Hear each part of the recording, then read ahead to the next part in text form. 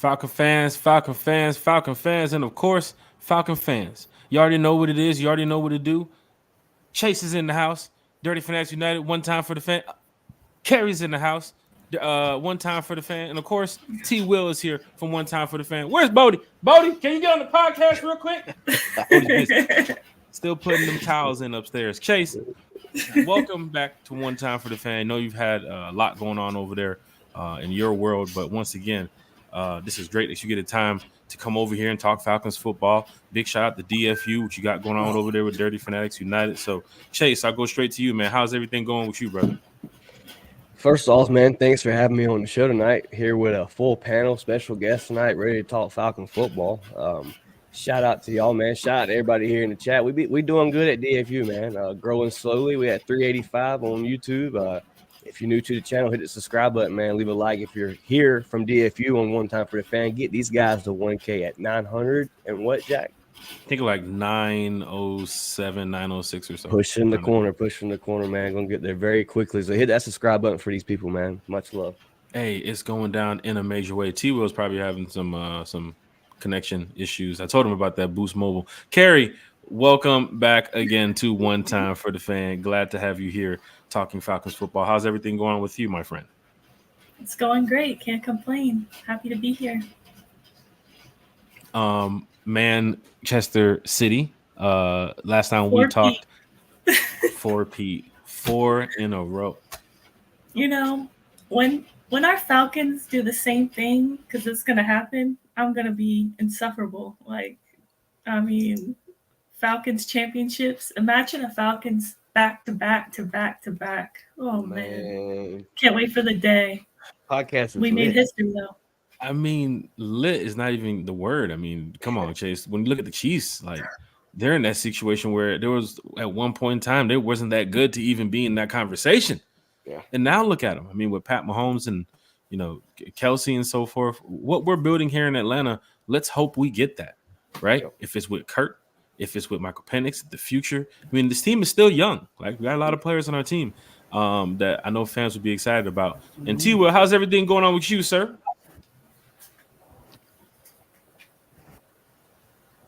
I bought a new speaker and apparently it doesn't like StreamYard. So I X-nated it.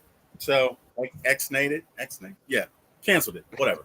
Anyway, sorry, apologies. Sheesh. All good, bro. All good. And on with the show. How's everything going on with the security at MBS? I just want to make sure everything over there by the gates are taken care of. I see you gotta. Security's looking pretty good right now, man. Security's looking pretty good right now, but you never know. So I might have to glance over my shoulder every now and then just to make sure, everything is safe for truth, justice, and the American Falcon. Falcon fans, hit that like, hit that share, hit that subscribe button. Look, we keep it real right here on One Time for the Fan. Episode 205, Amazon Podcast, Apple Podcast, Spotify Podcast, plus a bunch of other places you can find us here. But definitely hit the like, share, and subscribe button. We're almost at 1,000 subscribers. But for Falcon fans here in the chat, we love bringing special guests here to the show to talk Falcons football with you all. So without further ado, let's go ahead and welcome Mark Cheney from Bleacher Report here to the channel. Mark! What's up, sir? Mark. Marquise, how's everything going, man? Mark. Hey, I'm doing good. That's great to see you all. And Jack, if you don't mind, I need a favor from the chat. I need a favor for the people that may be watching the replay. You all know we're trying to get to 1,000 subscribers. So I have a goal for everybody. Let's get this video to 100 likes. That's an easy goal, sir. Right? Yes, sir. That's an easy goal. Yes. Falcon fans, what a way to bring on a special guest here to the channel. Yeah, we should have him more often, Jack. I mean, I mean, he's already issuing a challenge here for the fans in the chat. Hit the like, hit the share, hit the subscribe button. Let's do it. Mark, there was a situation where we was at 2 subscribers, bro. We was at 3 subscribers. We was at 4 subscribers. But now we're getting close to 1,000, and we love the chat. We love the fans that listen to One Time for the Fan, that watch One Time for the Fan. Chase, you know what's going on. Same thing with DFU. Every single time you go live, you get a chance to talk with the fans, right? It's not about some big paycheck or something like that. We're talking with the fans, right? And that's what we love to do. What you got going over there with Bleacher Report and everything? Tell everybody here on One Time for the Fan who you are, and of course, we'll go ahead and start talking some Falcons football, my brother. Yeah, let's get it. Well, I mean, first of all, appreciate you having me. Appreciate, you allowing me to be a part of this conversation. For the ones that don't know, my name is Marquise Cheney. And hey, I'm like where y'all were at, a couple months ago, years ago. I'm at 40 followers. So I'm brand new to, this YouTube space, if you will. But I am on Bleacher Report as well. I'm covering the Falcons, covering the Hawks. I mean, I'm there with Berto, man, rocking it out. But yeah, man, like I said, I'm brand new to this with y'all too. So I just appreciate you having me, man. I'm just grateful, man. This is great. This is great. Falcon fans here in the chat, hit that like and share and subscribe button. Mark's already issuing the challenge to y'all, so please, if you want to be a part of the challenge, just hit the like button. Carrie, no public training camp for the Falcons. Well, no open to the public training camp for the Falcons. I know there's going to be some fans that's disappointed about that, so we'll go ahead and get straight to it as we talk Falcons football here. Thoughts on that, Kerry? I mean, they've done it in the past where fans are allowed to go to camp. We've talked about it here on the channel where how exciting it is for fans to wake up 5, 6, 7 in the morning, to drive out to Flowery Branch, get a chance to see the players on the field. They do have 2 dates, July 27th and August the 2nd, that we'll talk about here shortly. But Kerry, as we open up the panel here, your thoughts on just no open to the public training camp this year?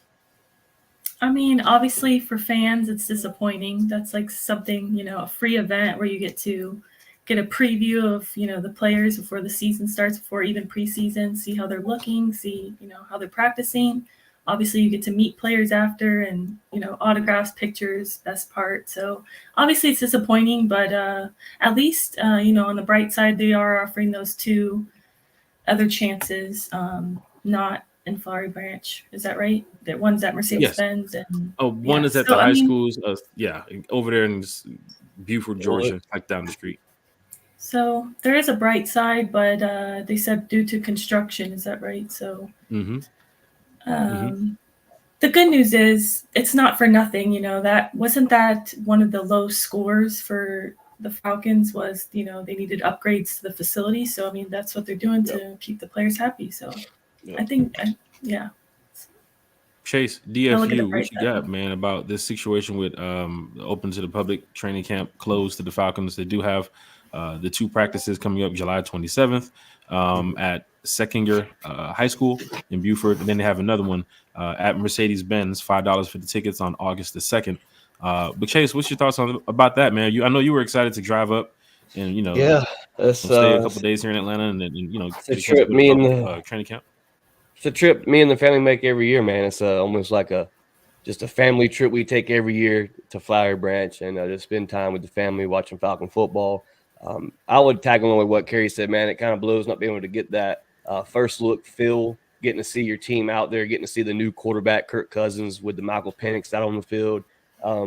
Speaking from a content creator view, this is where the content comes from. You know what I mean? When you get out there at training camp, this is where you get the good videos, the good talking conversations, the good interviews. So it's definitely going to take a strike on just content creating. But as far as getting to go and see them in the bins, the first look at the bins is always a good interaction with the fans, with the football players as well.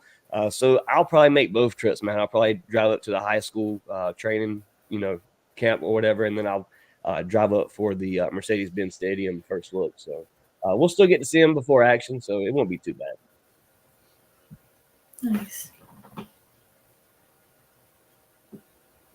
Falcon fans, hit that like, share, and subscribe button. Mark, question to you about how are you taking the open to the public situation to fans, because people were expecting to go see some of the players this year, but then Mark, there's a lot of conversation that the construction isn't that big of a deal where you should not allow fans. Maybe they don't want fans to get in there and see Penix and Kirk together out there on the field. If something happens where an interception is thrown, or you know how fans can be when it gets to training. That hill does get crowded, right? So fans are, they've been a little bit chatty here in the community about what possibly could be the reason why the Falcons did close down the open to the public training camp. So, Mark, the question is to you, my brother. Yeah, I mean, I think we may be looking too deep. I don't think there's anything into that narrative. Honestly, I feel like it's just like like Kerry said, Mhm. it's a good time to go on to put in the time and reinvest into the training facility. So that's all it is.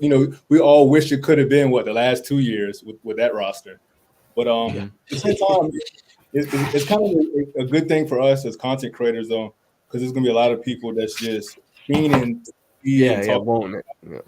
So, it's almost bittersweet for me in my seat, but definitely, man, definitely gonna try to make a trip to. They used to do the Friday Night Lights. I don't have they did the Friday Night Lights the It's past couple been a years to high school. while. I think the Yeah, last time they did so was before COVID, like 2018. Yeah. right, yeah, because I mean, being from Gwinnett, they used to always come to one of the Gwinnett high schools and host at least one practice there. I know they've been doing the practice in the bins for the fans, so we'll still be able to see them. You just won't be able to see them as much. Falcon Yeah, fans, hit Jack. that I like, share, think and you're subscribe thinking button. if I'm sorry. Go ahead, Jack. Go ahead, Sorry. sir. No, you No, good, brother. I think you're thinking if Belichick was in charge, then we'd have no Sheesh. access to the practice. Right. I'm No media, no nothing. No media. I'm about to Nothing. say the same thing. No media, no fans. Nothing. That's right. Nothing. No, I mean, I'm a little bummed. This was gonna be like my first appearance at, training camp, and so I'm a little bummed from a personal perspective. But I guess on the good side, I agree with what everybody else said, and not only that, but when we finally do see our Falcons, we will be surprised. Like we haven't seen them; it'll be fresh. And guess what? The rest of the league probably hadn't seen them either. So, there is something to be said for keeping your cards close to the vest. So, either way, it doesn't temper my excitement. If anything, absence makes the heart grow fonder. I'm really looking forward to it. I'm excited. So that's just me. Anyway, Jack, go ahead, sir. Falcon fans, hit that like, share, and subscribe button. It's going down in the major way. Chat is already live and lit. I don't even know if we can catch up to the comments, Chase. I don't know what we're gonna do here. We love bringing the comments on the chat and talking with the fans here. So if you have any questions for Mark from Bleacher Report, please drop them in the chat. We will definitely try to get a chance to put them on the screen there.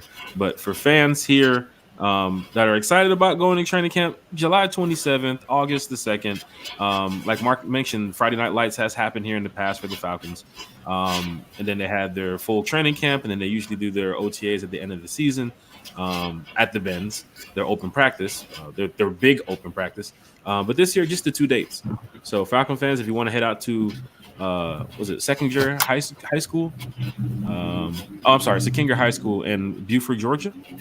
Definitely head over there for that Friday Night Lights event. And then, of course, they have the August the 2nd event at Mercedes-Benz, but tickets are $5. One time for the fan, we'll be there. You already know we'll be there. So I'm sure Big Country will be there, and a lot of other Falcon fans and content creators will be there too as well, because it's a chance to see the team.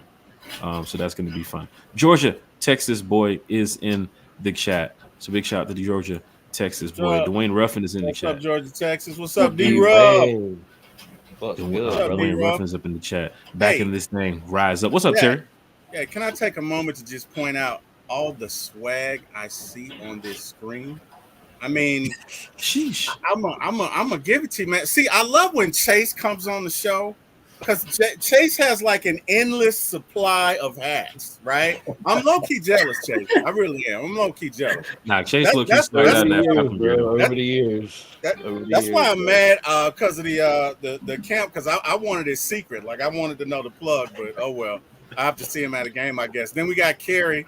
Fanatics.com. Out in the background. Check her out. I see it. I see you. Then, of course, we got Jack. And, hey, our special guest, Mark, man, you rocking the Falcons hat. I can dig it, man. I love it. So we are in uniform, guys. I just wanted to point that out. And then the other thing is, Jack, we normally have a gentleman that gives us trivia. Do we have a trivia question for the day? Did he make it? We do. Chat is live. Chat is lit. Big shout out to Millie Mills in the chat. Deshaun Coswell's in the chat. He said, "What's up, one-timers?" Question: Coloring Book is which star's third mixtape released in 2016? Oh, you gotta come harder than that. That's easy to for rapper all day.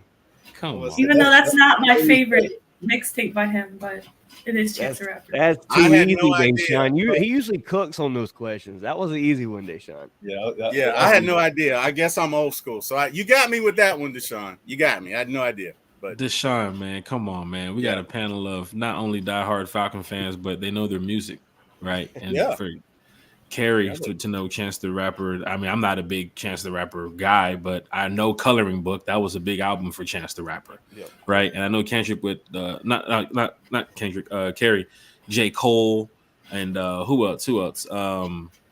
Kendrick Lamar too as well. Like there's a lot of artists that's in that genre of just pushing good music too as well. And Chance, when he had that album and he dropped it, it meant something to a lot of people in the world.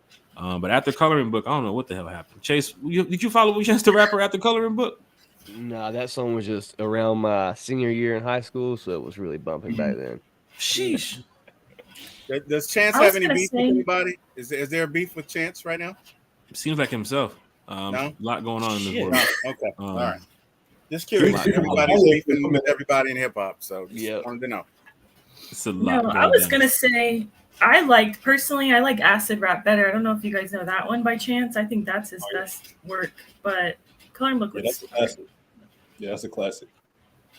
Falcon fans, hit the like, hit the share, hit that subscribe button. Ernest Williams is in the chat. What's up, Falcons fam? What's up, Ernest? What's good, Mr. Ernest? Big shout out to Ernest Williams. Dwayne Ruffin said all-star lineup. I really quick just make a comment that I love that you have us set up all in the top so no one's head's covered this. Yeah, I had to get it, get it right this time. There's going to be 5 people on the panel today. Just wanted to make sure. Hey, Jack, tell her that's a part of being a rookie, man. You just got to deal with it. Hey, we all had to do it. It happened. I remember when it happened with me and Bodie the first time. Bodie was telling me like for multiple weeks, like, man, when that comment pops up, just remember to push my screen up. Totally kept forgetting about it. So I apologize. Hey, Carrie, I think he does it on purpose. I think he does it on purpose. I'm starting a controversy now. I think he does. No, I'm just kidding, Jack. Will, you did have some questions for Mark you as well, didn't you? I did. Yeah. So, Mark, very quick. And first off, Mark, welcome to the not only to the chat but to the show. Had a few questions for you. Just wanted to get your take on it. I heard you say on another podcast that you were the Eric Parker of your section, which those are big shoes to fill, by the way. Okay, so I think I'm gonna come check you out a game, and I'm gonna need to see you roast somebody. Okay, because if you're the other version of Eric Parker, you have to be able to roast somebody. Guys, for fans of you that don't know, Eric roasted the Panthers yesterday, and I'm still laughing about it. It's hilarious. It's a meme. I don't want to ruin it for you, but I'm going to share it because it was hilarious.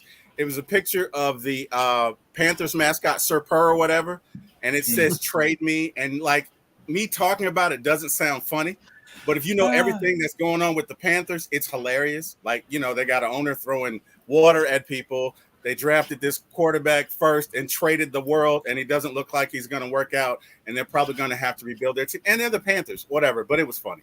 All right, seriously. First question, Mark. Here we go. Who do you see as the Falcons' new kick returner, and why? I mean, I think, the guy that probably has the edge right now is Ray Ray.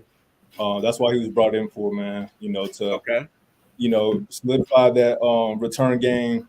But I think a couple interesting names. I think we talked about this yesterday, but D. Alford, he's been an interesting punt returner. I'm not too big on him as a kick returner, but D. Alford is going to be a name I like to keep an eye out, throughout training camp. He's going to get reps, especially in the preseason.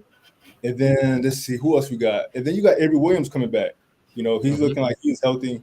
He was one of the better returners his rookie season. So, I mean, I don't think he's going to just give the spot to Ray Ray. Right. So, again, I think those are 3 names we should keep an eye on, and I think one more sleeper one that I don't see, but I've been hearing it, is Casey Washington. Yep. That's my A lot of people have been talking about him as a returner. So that would be interesting because, he's been making some noise as a wide receiver. If he can even show some return ability, he may be a lock to make the team. Mm-hmm. Yeah. Talk fans, hit that like, share, and subscribe button. Chase, question goes to you too as well. The kick return. Yes. Yeah, he pretty much just nailed every kick returner that I could think of He on the did. team. Ray McLeod to me is the lead for that position.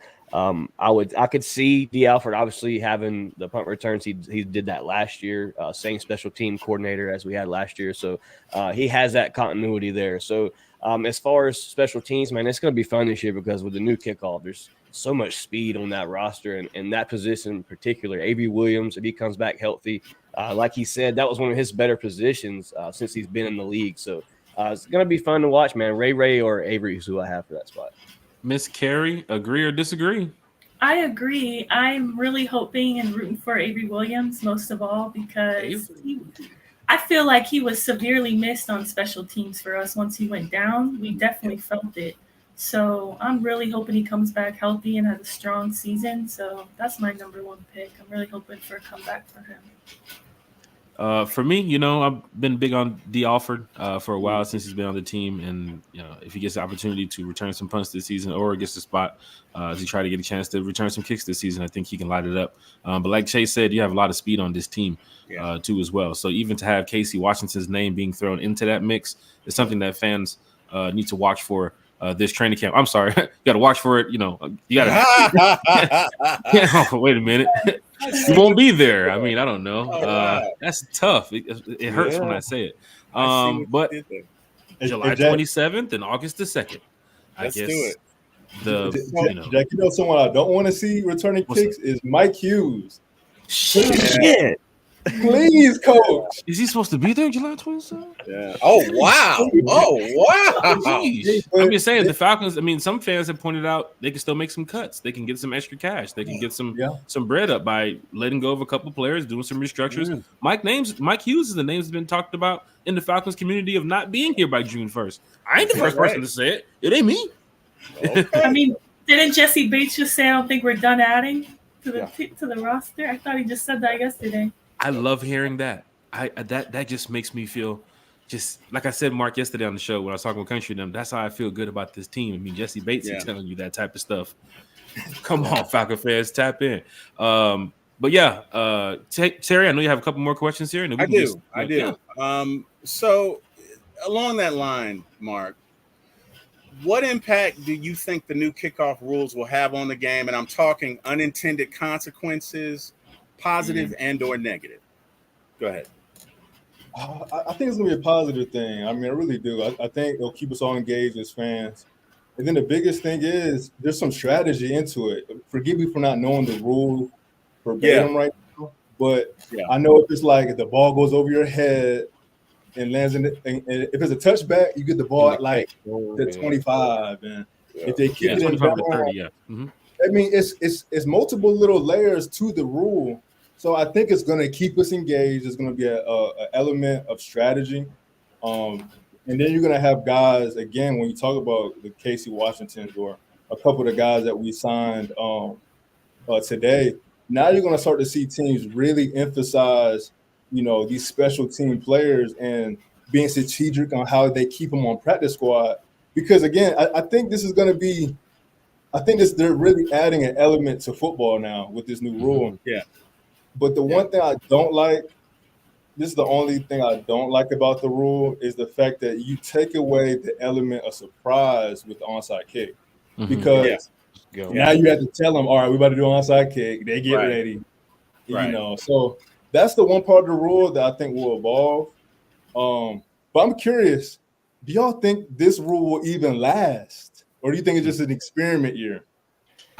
The NFL's changing. I see them keeping this type of thing. Yeah, man. because this is long term, bro. It's gonna affect somebody's game very badly throughout this season. Somebody is gonna be in a very, very tight situation, and somebody's gonna take one to the house at the end of the game. Right, so and I think that's why Chase, that's where I was going. I think you're gonna see, especially in the beginning, I think you're gonna see a whole lot more touchdowns. I think this is more geared to one cut and go guys. Because again, you got to understand, this is the equivalent of having 9 or 10 guys in the box and you running the ball. If you get past that first layer, it's over.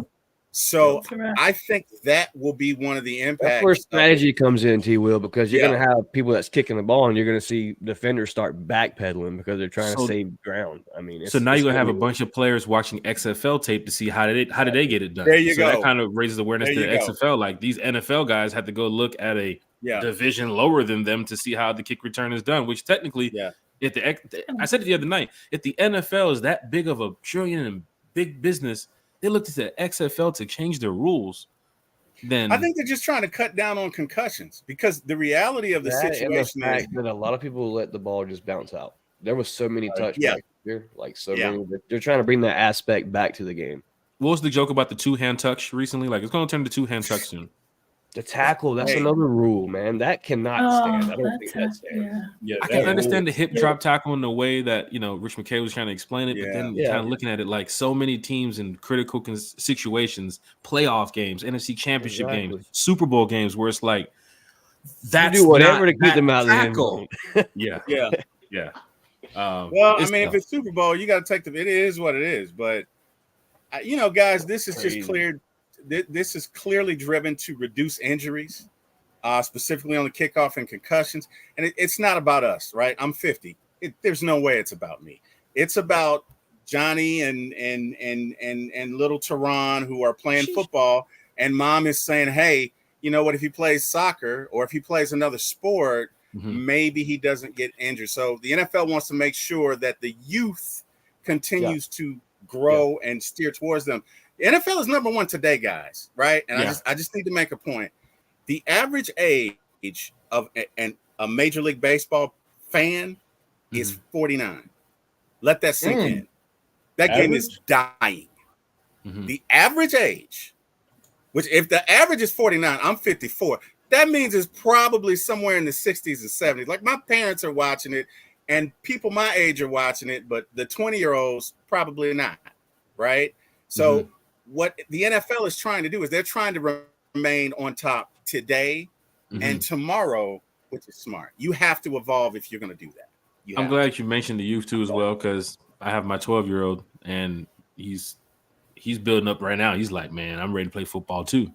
So it's like, man, what you trying to play? He was like, I just want to tackle somebody. I want to hit somebody. It's like, in for the Atlanta Falcons. Man, defense say, I'm looking at you like, man, we do need an edge. You know what I'm saying? If I get this boy right by the time 10 years from now, Falcons get him an edge. Yeah, but I talked to Country too as well, because he has a nephew that's like the number 2, number 3. Yeah, safety from in the Toombs second- County, beat my team this season. My high school team faced him. He's a dog. Bro, Absolute Country's dog. taking his nephew everywhere right now for what's going on, and he has, they have a great family and everything over there. So I'm proud of what they got going on. So big shout out to Country and his nephew. But man, let me tell you something. If for the youth that's coming up in the game, if they're trying to make it safer, that these players can get a chance to play 10, 20, 30, 40 years.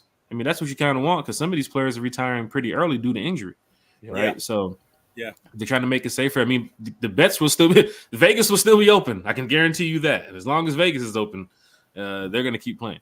But Falcon fans, hit that like, share, and subscribe button. T-Will, you got one more question? Because we could be here all night talking Falcons football. You know how it is with one time for the fan, my brother. All right, one more question. When did you fall in love with the Falcons, Mark? What moment was it? When did you fall in love with the Falcons? Well, man, I was very fortunate, man. My family has had season tickets my whole life. So you could imagine me being like 7 years old, going to the Georgia Dome and Michael Vick's playing, and you're just like, wow, this is such a beautiful play. So, I mean, you going in there, and I think how it really started hitting me, like I said, probably was about 7 years old. That was right when Madden 2004 came out. So imagine me getting that for Christmas. He plays Madden. Oh yeah, I'm a big Madden head. This guy right here. You get a PS2 for Christmas. You get Madden, and you look at the cover and it's Michael Vick. You like, well, like I just started liking this team, and I go to the games. Like, wow, like the play, like my team's on the cover. Like, again, being a young cat, you don't understand they change it every year, or right. I'm just like, wow. Right. And I think that's when they all came together. And then going to school, I think that's when it really hit me how fortunate I was. I would go to school, talk about the games, and like, yeah, I went to the game, and a lot of kids, my age weren't going to the game. So that's when I started to realize how special and again, how fortunate I was. And like I said, to this day, my family still has season tickets, man. So it's hard. It's hard to get away from this team. As hard as I try, it's hard to get away, man. That's sounds like a Falcon fan to me. Lisa Shepard asked a question: can I catch Bleacher Replay on replay? Bleacher Report. Yeah. So.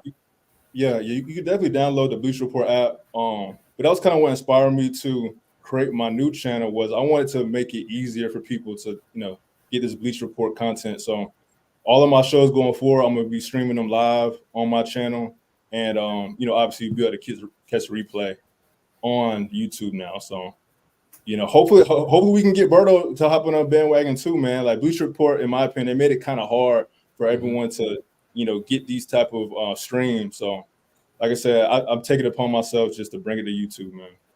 Well, big shout out to Bleacher Report. We've had Berto on here before. I'm glad that you get the time to come get the time to come talk some Falcons football with us here on the channel. And as you can see right here on the screen, Falcon fans, we're going to talk the Falcon schedule now. Let's just get straight to it because that's what everybody wants to talk about.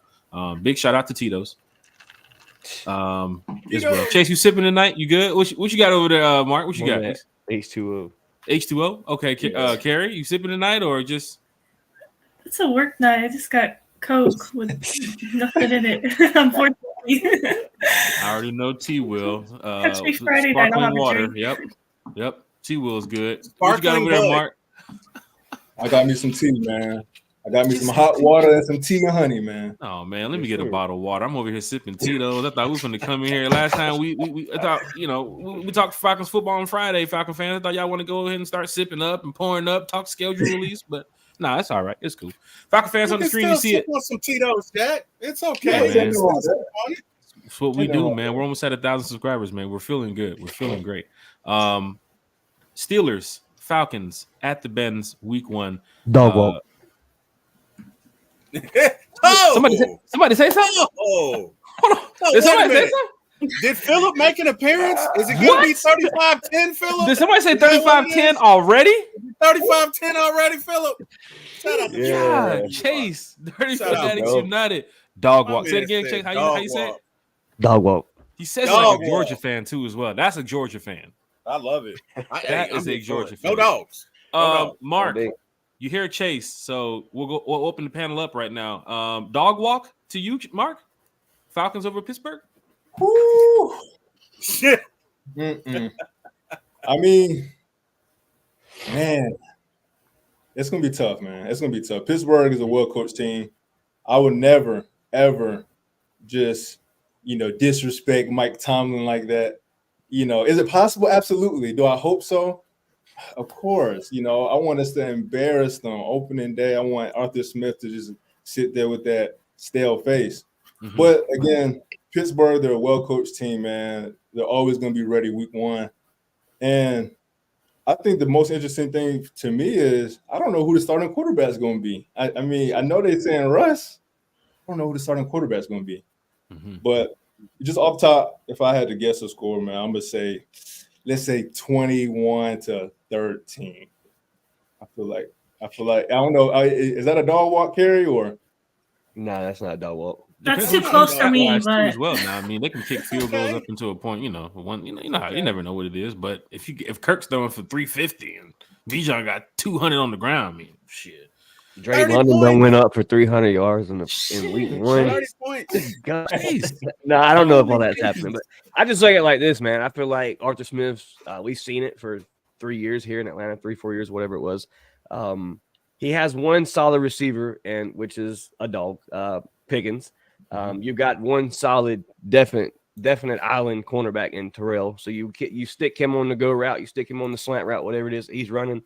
You got to get pressure. Pressure is gonna bust pipes, baby. You got to get to Russell Wilson. We've seen what he did in Denver when he had pressure in his face. They obviously have Najee Harris, but we were also a top 10 run defense last year, and not much has changed other than losing Calais Campbell.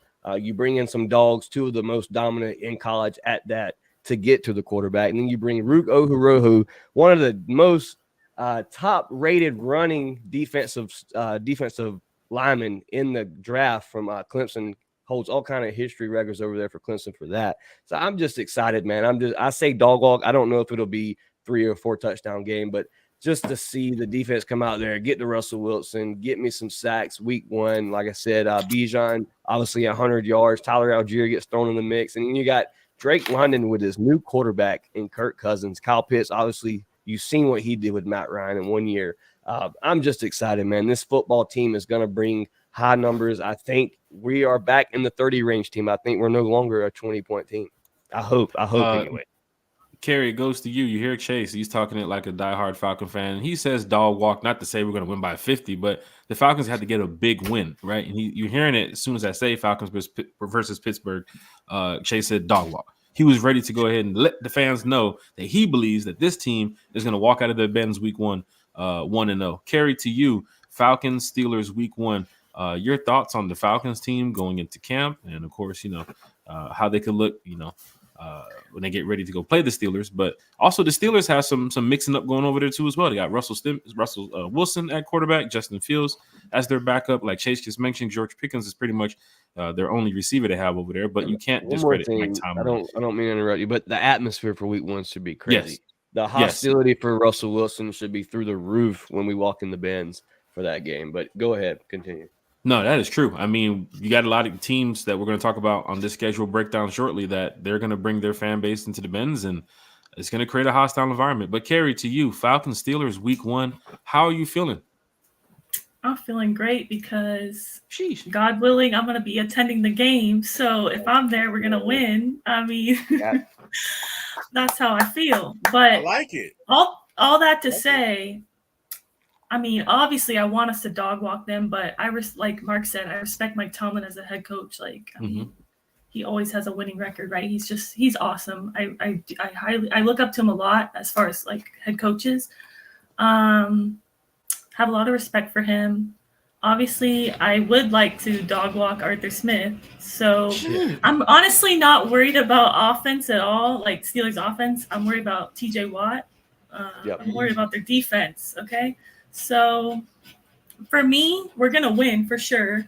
But the 2 things I'm worried about is their defense. TJ Watt, I mean, he's a game changer. And then I'm worried about the atmosphere as far as Steelers fans travel heavy. They travel very well with those terrible towels and, create a hostile environment. But we just got to do our part. And I would like for Falcons fans to do the same thing. Last season, when the home opener, they provided us with the white flags I have like right there. Yep. I feel like those were awesome, and that really helped create that hostile environment. So I think we could do the same thing, Let's do it. T-Will, Falcons, Steelers. You hear Kerry, you hear Chase. They're predicting wins. I think we're all predicting wins here. This is how one time for the fan operates. The fans do not know. Case, we once predicted an undefeated season right here for the Falcons. Shout out to Eric Parker. Eric Parker, ladies and gentlemen. It was random because we was doing score predictions. And it was like, who you got, Chase? And Chase was like, I got 28-13 Falcons. Like, Bodie, what you got? Bodie, like, I got 35-10 Falcons. Then I said like 42-27 Falcons. And it'll be like 19-24 Falcons lose. Like, what the fuck is happening? Yeah. Every year, my brother and I argue that the Falcons, he thinks the Falcons will go 17-0. So wherever you are, Eric, love you, bro. Shout out to you. Yeah. Okay. So what do I think? Number one, shout out to D Ruff. He says hatless T Will is throwing me off. My mom gave me this head, D Ruff. Come on, man. What do you want me to do? Okay. I forgot to put it on. Whatever. Okay. So I think it's going to be 30-19. I think Ray scores a touchdown on a kickoff. I also think CP scores a touchdown on a kickoff. It is the Revenge Bowl, so you're going to get performances from both sides. But I think ultimately the Falcons score 30 points, closing it out in the fourth quarter. And it is I think the Steelers will miss an extra point, which will make it 20 because they'll have 2 field goals or whatever combination that would equal 20, but they won't. They'll get 19. So it'll be 30-19 Falcons. I don't know that that's a dog walk, but it is by 2 scores. Check down. I mean, I like how you think. I'm thinking about playing a lot of the number tomorrow. Do you have the numbers by any chance? Because I do not, because that would be Mark's coworker Berto, or as we call him on the show, Berto Damas. Berto Thomas is the Butter one who, pecan Berto? you know, yeah. I didn't say that because I'd probably have to see him again. But you can say that, right? You can say that. I didn't say that, Berto. I gave you your proper. Butter pecan Berto. When is the album dropping? All right. That's all I gotta know. When is the album dropping? The Falconators in the chat. Looking forward to seeing my birds in the off season. What's up? Even if it's just the 2 times. What's up? Get ready for the season to start. The Falconator, cheers to you, sir. I know you're over there probably sipping if you're at home watching the stream right now. The Falconator, diehard Atlanta Falcon fan. I'm sure y'all remember Vinny during the draft a couple years ago with the joke on stage at the NFL draft where somebody mentioned the I don't even want to say those numbers, but somebody mentioned the score from the Super Bowl. Yeah. And He's Vinny, like, I heard that before, buddy. Yeah. So big shout out to Vinny. He's definitely going to be at the Benz week 1, and you're going to probably see Vinny on the road too as well. So big shout out to everybody in the chat. The check down is in the chat too as well. Big shout out to the check down. Check down, man. Great content. What's up, check down? So shout out to the check down. James Hollowell's in the chat. What's up, Terry? Jack, can we just talk about Vinny's snapback? How quick it was, like the delivery, like it was just straight face. Yeah, I heard that one before, buddy. Like, I mean, come on, man. We got to give him his props. I gave him a 10 on the dismount. Vinny, He didn't fumble. He didn't mince words. You know what I mean? He wasn't wordy. You know what I mean? He was just, I heard that before, buddy. Put him in his place and then drop the mic. I gave him a 10, guys. What do you guys think? What do you guys think on the panel? 10, 9, what are we? You got to give him at least a 10. Well, I got him on the Rick Eisen show, so I mean that's definitely a 10. It's got to be a 10. Got to be a 10. 20 for me. A 20. I mean, he put him in his place. He did. Yeah, He did. What pick did he announce? He announced the DeMarco Hellams. Wow. Mm-hmm. Yep. Yeah, so definitely a 20. I agree with Kerry. Definitely a 20. Falcon fans, it's great to have the Falconator in the chat too as well. Remember draft night? We had April Showers. She joined the podcast first, and then we went over to Vinny, who was at the draft too as well. Then Jabri Harper. So a lot of fans love talking Falcons football here with us on the chat. So if you want to join one time for the fan for a show, just let us know in the chat. Drop your email. We'll definitely get you over here on one time for the fan. We about to go to the schedule release. Coy Bishop is in the chat too as well. Now, Coy Bishop, this is a big game for Coy Bishop because his nephew Benny Bishop plays for the Steelers. So as a diehard Falcon fan and season ticket holder, Coy has to go to the game knowing that his family is the op for that day. You say? It's gonna be rough. It's gonna be rough. So I remember he asked, "What does he do in this scenario?" I mean, what would you do, Mark, if your family member is a member of the team that you're playing against? And don't forget, it's not a rival game, right? It's not like it's the Saints or something, right? He plays for the Pittsburgh Steelers, right? So, what would you do in that situation if one of your family members play for an NFL team, but you're a diehard fan of the team that you support, but they play week 1, Mark? What would you do? I mean, it sounds like it's a win-win situation for him. Yeah. He will be, Coy Bishop and his family will be undefeated as their first week of the season. So I mean, I'd say vibe, but kind of to your point, I think you said it a couple of days ago. You was his nephew or his cousin? His nephew. Mm-hmm. You wish your nephew well before the game. You say good luck. You don't talk to him until after the game, and you just keep it simple. I mean, but like I said, the Bishop family, they already won, man. That's great. T. Will, what would you do in that situation, man? Man, you know what I'm gonna do. It's all Falcons. I mean, I'll talk to him after the game. You know what I mean? But before then, he better not even approach me. Matter of fact, he probably needs to stay away, like at separate quarters, because he might try and give away some trade secrets. Not that I have any. It's just the fact that I feel like before that Sunday, he's the enemy. But after the game, we'll go out for steaks and beers and whatever and have a great time. And I will comfort him, and just assure him that this is the first of many ass whoopings that he will take at the hands of the Falcons. Because I'm a good uncle. I'm a good uncle. I am. I'm the fun uncle. That's me. Question goes to you, Chase. What would you do if you had a family member that played for the Saints? Oh, that's right. Oh, hold on, Jack. Unnecessary roughness. I had to say. Hold on one second. No. That's That's a 15-yard No, we had to penalty. switch it up. We had to switch it Don't up. do that. You're We had to asking switch that it man up. to choose. No, Mark got the That's a Steeler choice. question. You got the Steeler question. I was going to give Kerry the Steeler foul, question too. Jack. I said, That's nah, Chase is foul. DFU too as well. He knows how to do this podcast. Dirty, Hey, dirty man, I'm gonna throw a bird. napkin as a flag. Unnecessary roughness. Chase, Go if you had ahead, a Jack. family member who is playing the NFL for a different team, but they're playing against your, number one Can't Atlanta do it, Falcons, bro. what are you gonna do, brother? It's the Falcons, man. I've repped them too long, bro. I couldn't even own a hat of another team, bro. It's just Dirty Birds all day. Love it. Love Falcon it. fans, hit that like, Love hit it. that share, hit that That subscribe man has button. his priorities together. Look at this now, Falcon fans. Let's get straight to the schedule. I want y'all to see here that they do have a tough schedule, right? Hey, Jack, you got to answer the question, Jack. What about you? Oh, I'm repping the Falcons all day. The same thing I already told Corey the other night. Like we're not gonna speak during during the game, of course. We're not gonna speak after the game. I mean before the game. We're definitely gonna talk after the game. But he's the op for the next 3 hours. He's the op. But I'm gonna be rooting for him. You know what I'm saying? That's still my family. But then again, I'm a diehard Falcon fan. But teaching my son soon to how get out there on the football field. He might end up on a football team, later on in his life that is going to be playing against the Falcons. So, he's the op 2 that day. I'm just saying, man.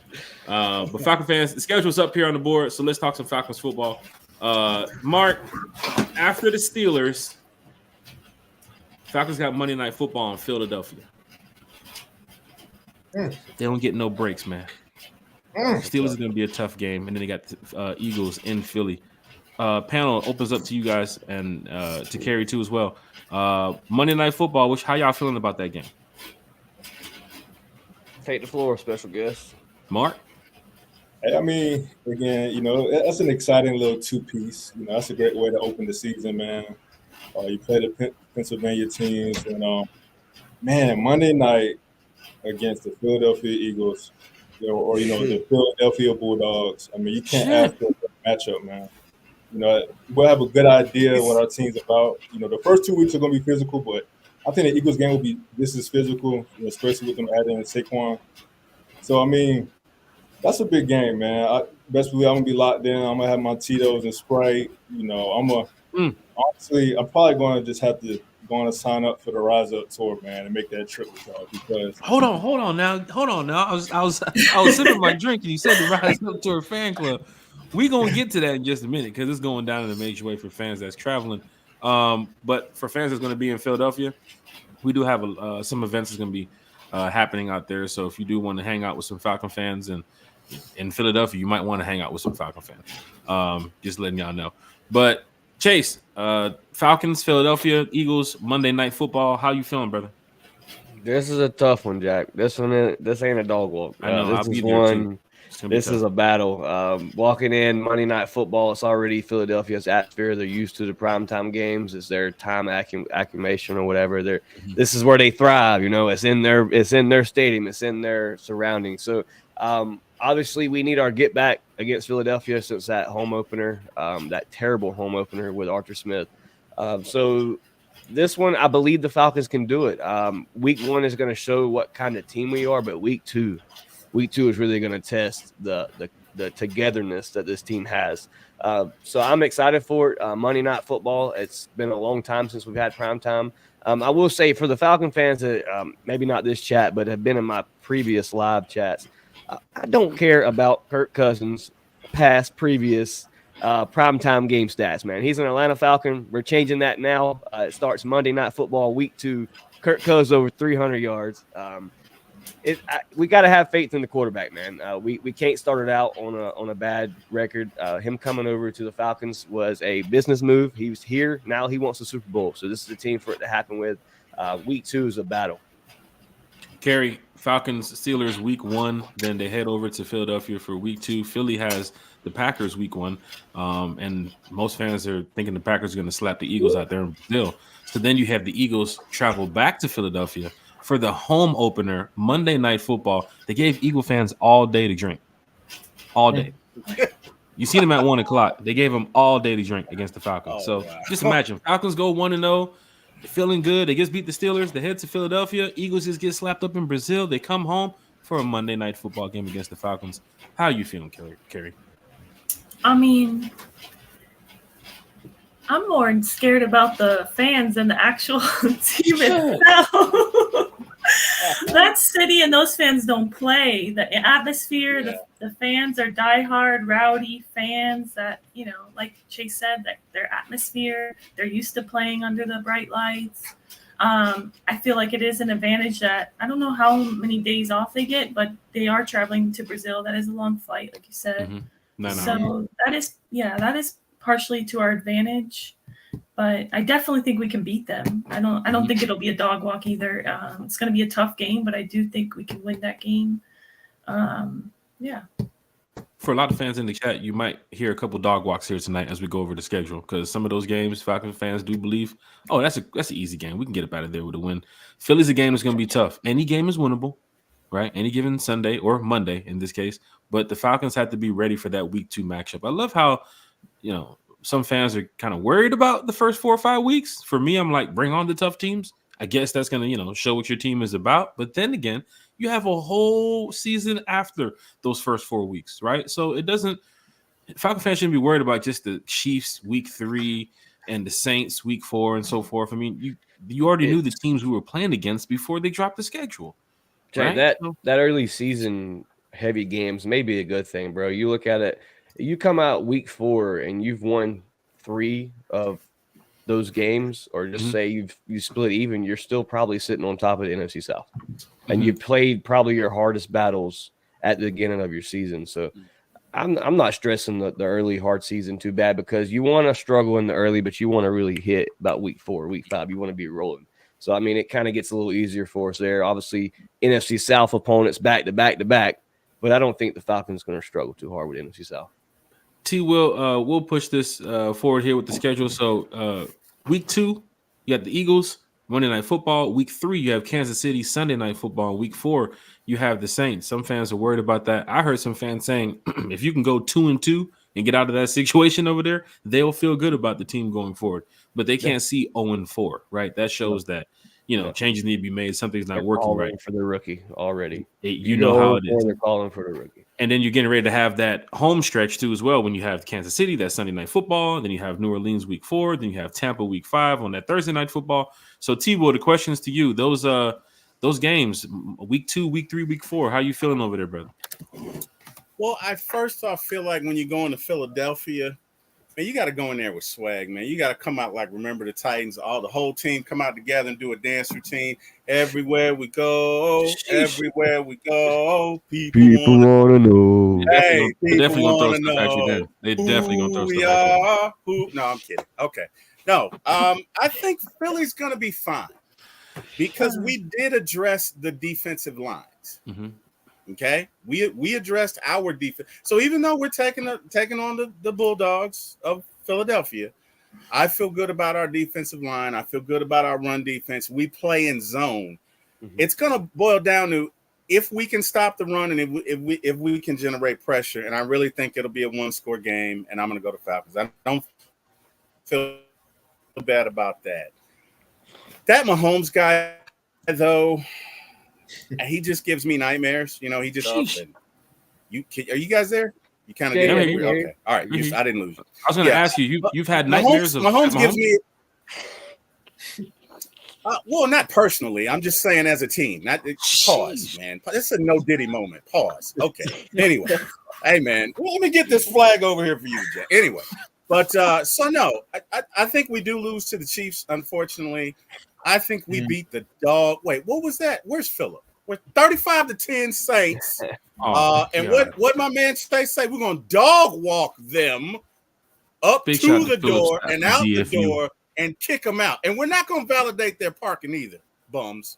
So I say we go 3-1 in the first quarter, and that's my take. Mark, what are you thinking about it? What are your thoughts? 35-10 is definitely DFU style. Mark, dog walk them. Shout out to Phillip. Go ahead, Mark. Yeah, hey, I agree, man. You got to bring that swagger for Monday Night Football against the Eagles. You got to bring that swagger Sunday Night Football against the Chiefs. So by the time we get to the Saints, I think we all can agree that is the definition of a dog walk. Be your second game at home. I think we all agree. It sounds like it at least. You can come out of that 4-game stretch 2-2, and then especially if you beat the Saints, that's one of the wins. Going into your third home game in a row, Thursday night football against the Bucs, I think that's a good opportunity for us to start building some momentum. So again, 2-2 after the first weeks, I'm feeling good. Kerry, I know you're going to be traveling to the Benz this year for a Falcon game. You did mention the Steelers too as well. You have the Saints week 4. Just quickly in the first 4 weeks of the season, if you were a fan that were traveling to like their first game, what would you choose out of the first 4 weeks if they had to make a decision? Would you go to the week 3 game? Would you go to the week 4 game? Would you go to the week 1 game? Which one would you go to? I mean, for me, you got if you're picking only one game out of the whole season, you got to go to a home game first of all. That's I don't know. That's different. It's your home team. That's the home atmosphere. That's so many other diehard Falcons fans around you. So that's for me. That's the pick. It has to be a home game. I'm picking the home opener because that's the excitement. It's the very first game. We're gonna set the tone. We're gonna beat the Steelers at home. And we're going to need as many Falcons fans as possible in the Benz for week 1 because, like I said earlier, the Pittsburgh Steelers fans travel heavy. So they got diehard fan base. So we need and as that's many people why as I asked possible. you that question, Kerry, because it's very important for Falcon fans to know that week 1, we need all the Falcon fans in the Benz, right? The Steeler fan base travels well, right? They're going to bring the terrible towels and they're going to do the best they can to say, oh, this is beautiful stadium over here. Let's go ahead and bring our Steeler fan base up in here. No, we got to stop that. We need as many Falcon fans as you can in the Benz. A lot of Falcon fans are already saying, Chase, that, hey, they're going to sell their tickets. The price that they can get for the tickets Dude, the Steelers have chapters in Atlanta. Bro, they have, fan groups out there. I'm telling you. Yes. You're looking at the Steelers, bro, they've been around for a long time, and they've been doing this for a long time. They travel very well. So they're very excited for that week 1 game, I'm telling you. So Falcon fans that's here in the chat, don't sell your tickets. Hashtag don't sell your tickets. Thanks. Right? We need every fan in the Benz. Sell them to Falcons fans. Huh? Who's that, Kerry? Sell them to Falcons fans if you're going to sell them. But They're calling all Falcon fans, not put the damn Batman logo up there in the sky above the Mercedes-Benz Stadium. Gosh. I mean, we can't have opposing teams taking over our home stadium. That's just not okay for me. And you get a brutal first 4 weeks when you not only have the week 2 game in Philadelphia, but the Steeler fans week 1, the Chiefs fans week 3, the Saints fans week 4. It's tough. Like, come on, y'all. I mean, NFL is getting their money. I ain't gonna lie, but still, like, that's brutal to see those fan bases. Jack, it's a beautiful reason for them to be disappointed, right? No. What if we go? Is anything better? Is there anything better than seeing dejected Saints fans walking out of a stadium? It's beautiful, dude. It's beautiful. That's like. I mean, bro, that's like rolling 10 strikes when you're bowling. I mean, it just, you know what I mean? It just. You can go 0-16 but beat the Saints. Right. It speaks to my soul, right? So if let's flip it. Let's say we win all of our home games, right? Yeah. You see Chiefs fans, you see Steeler fans, you see Saints fans leaving and upset. I mean, I don't know about you, but I think somewhere in the world a child will be born and everything will be beautiful. That's just me. So let's focus on the positive. What if we beat the snot out of these teams coming in? You know what I mean? It could happen. I'm being facetious, but it could happen. Seriously. So there's that. Happen, and the good thing about it is, if we come out whooping ass, then every other team that wants to buy tickets, they got to think, well, those Falcons. I mean, gosh, do I want to go to this game? You know what I mean? You're gonna see them. You go 4-0, you're gonna see them tickets rise up. Yay. Rise up. Let's do it. For me, what's up, Kerry? I was just going to say, obviously that tough stretch in the beginning for me, we just really need to either beat the Eagles or the Chiefs. I mean, even better, sweep them, 2-0. But for me, since they're primetime games early in the season, like we got to win one of those because we got to set the tone. And I feel, I have friends that are, team diehard fans of other fan bases, other teams, and they don't take the Falcons that serious. I mean, as sad as that sounds, but I know we do, but they don't, because That's true. So I want on the biggest stage, where everybody's watching, I want them to see, what we're made of. So that's true. I have a friend that's a Steelers fan that's mentioned that they're going to come down here and beat the Falcons, but that's because he believes in the Steelers. But for me as a Falcon fan, I think we're going to win that game too as well.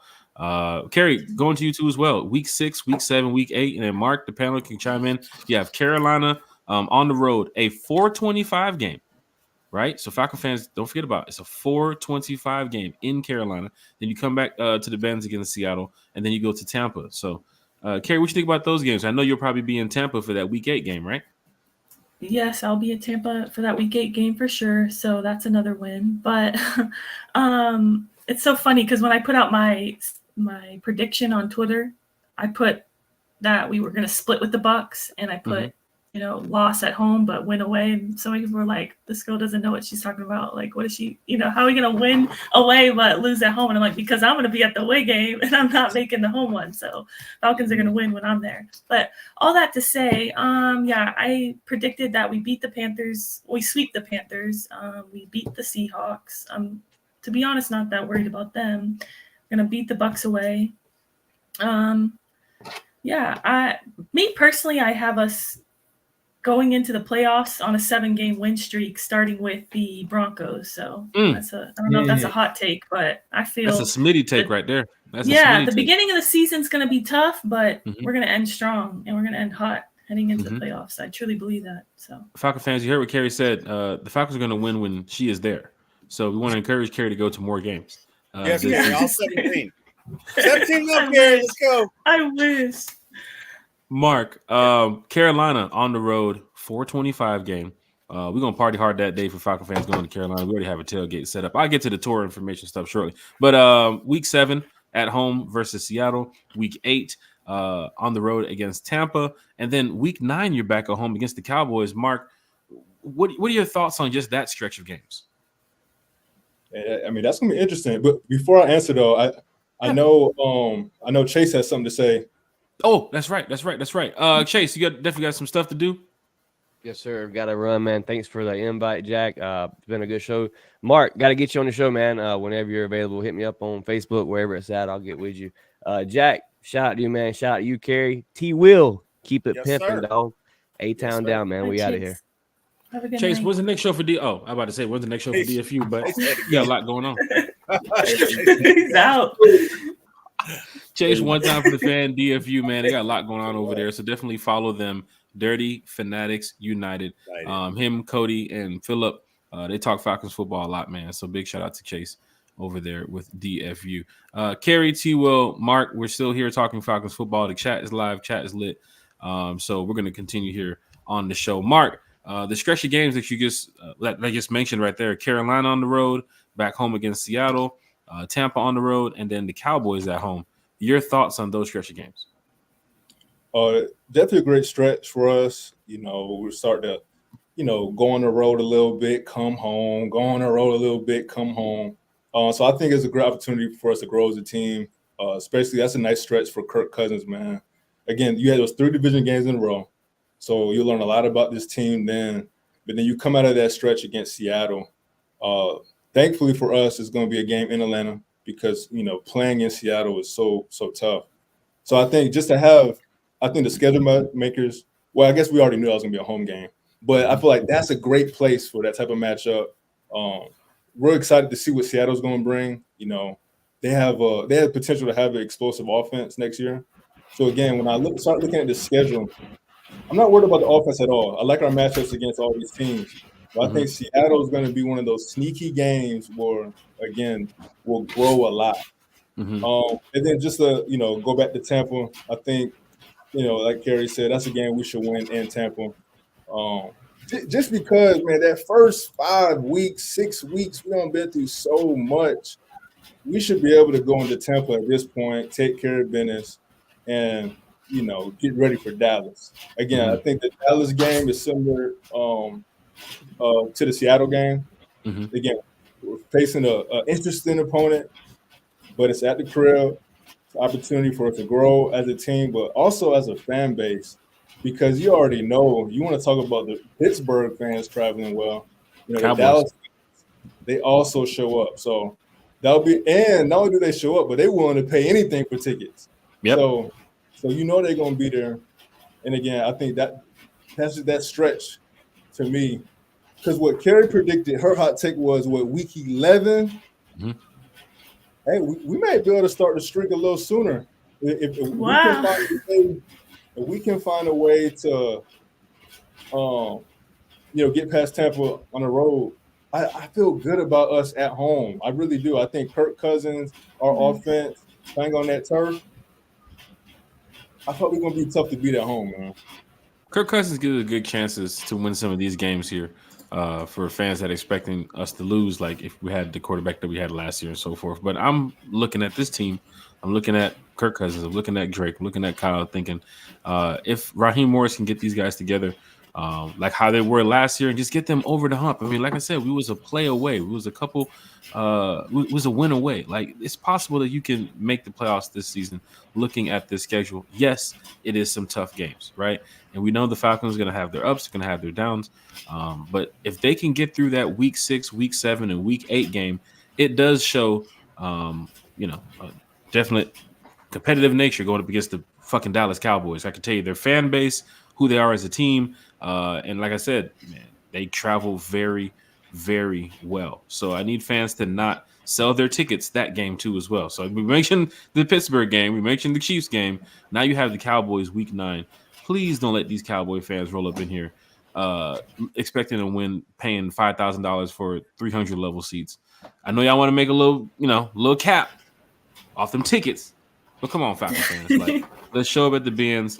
Join those Falcon groups, talk to other Falcon fans, sell the tickets to other Falcon fans, right? Don't just throw them on Ticketmaster. There's ways that you can get tickets to other Falcon fans. I'm big for Falcon fans showing up to the Benz and having home field advantage. Because you're looking at the schedule, Mark, and everybody here in the chat, it's a hostile environment throughout the season. The Steelers fans, the Chiefs fans, the Saints fans again. Bucks fans I don't really care about. Seattle fans, they do travel pretty well. I mean, the 12s do get out. But we'll see how they operate on that 1 o'clock game. It's not like it's a playoff game. But we'll see how the 12s travel that day. And the Cowboys, we know what they do. The Charger fans, not too much worried about. And then the Giants fans is going to be big at home because Giants fans do travel.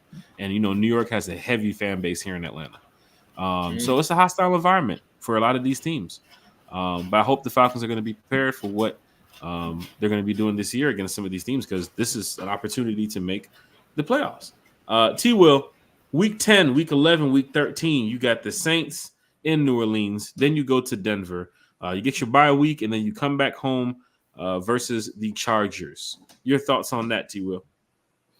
I think we're gonna stomp a mud hole in the Saints. Shit.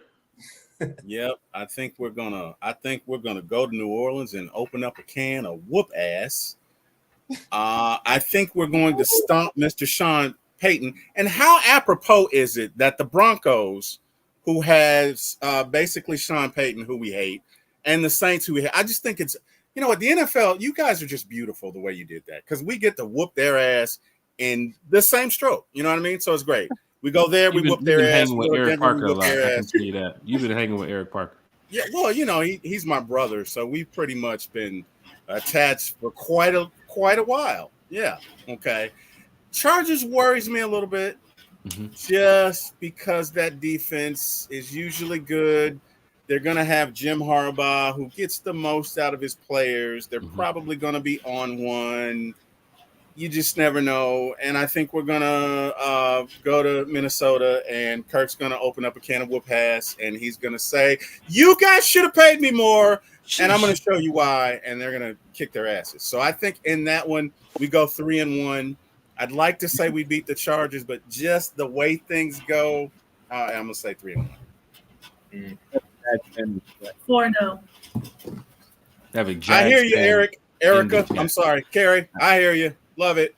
Epic Jags fan in the chat. The Jags fan says Steeler fans got the Benz on lock.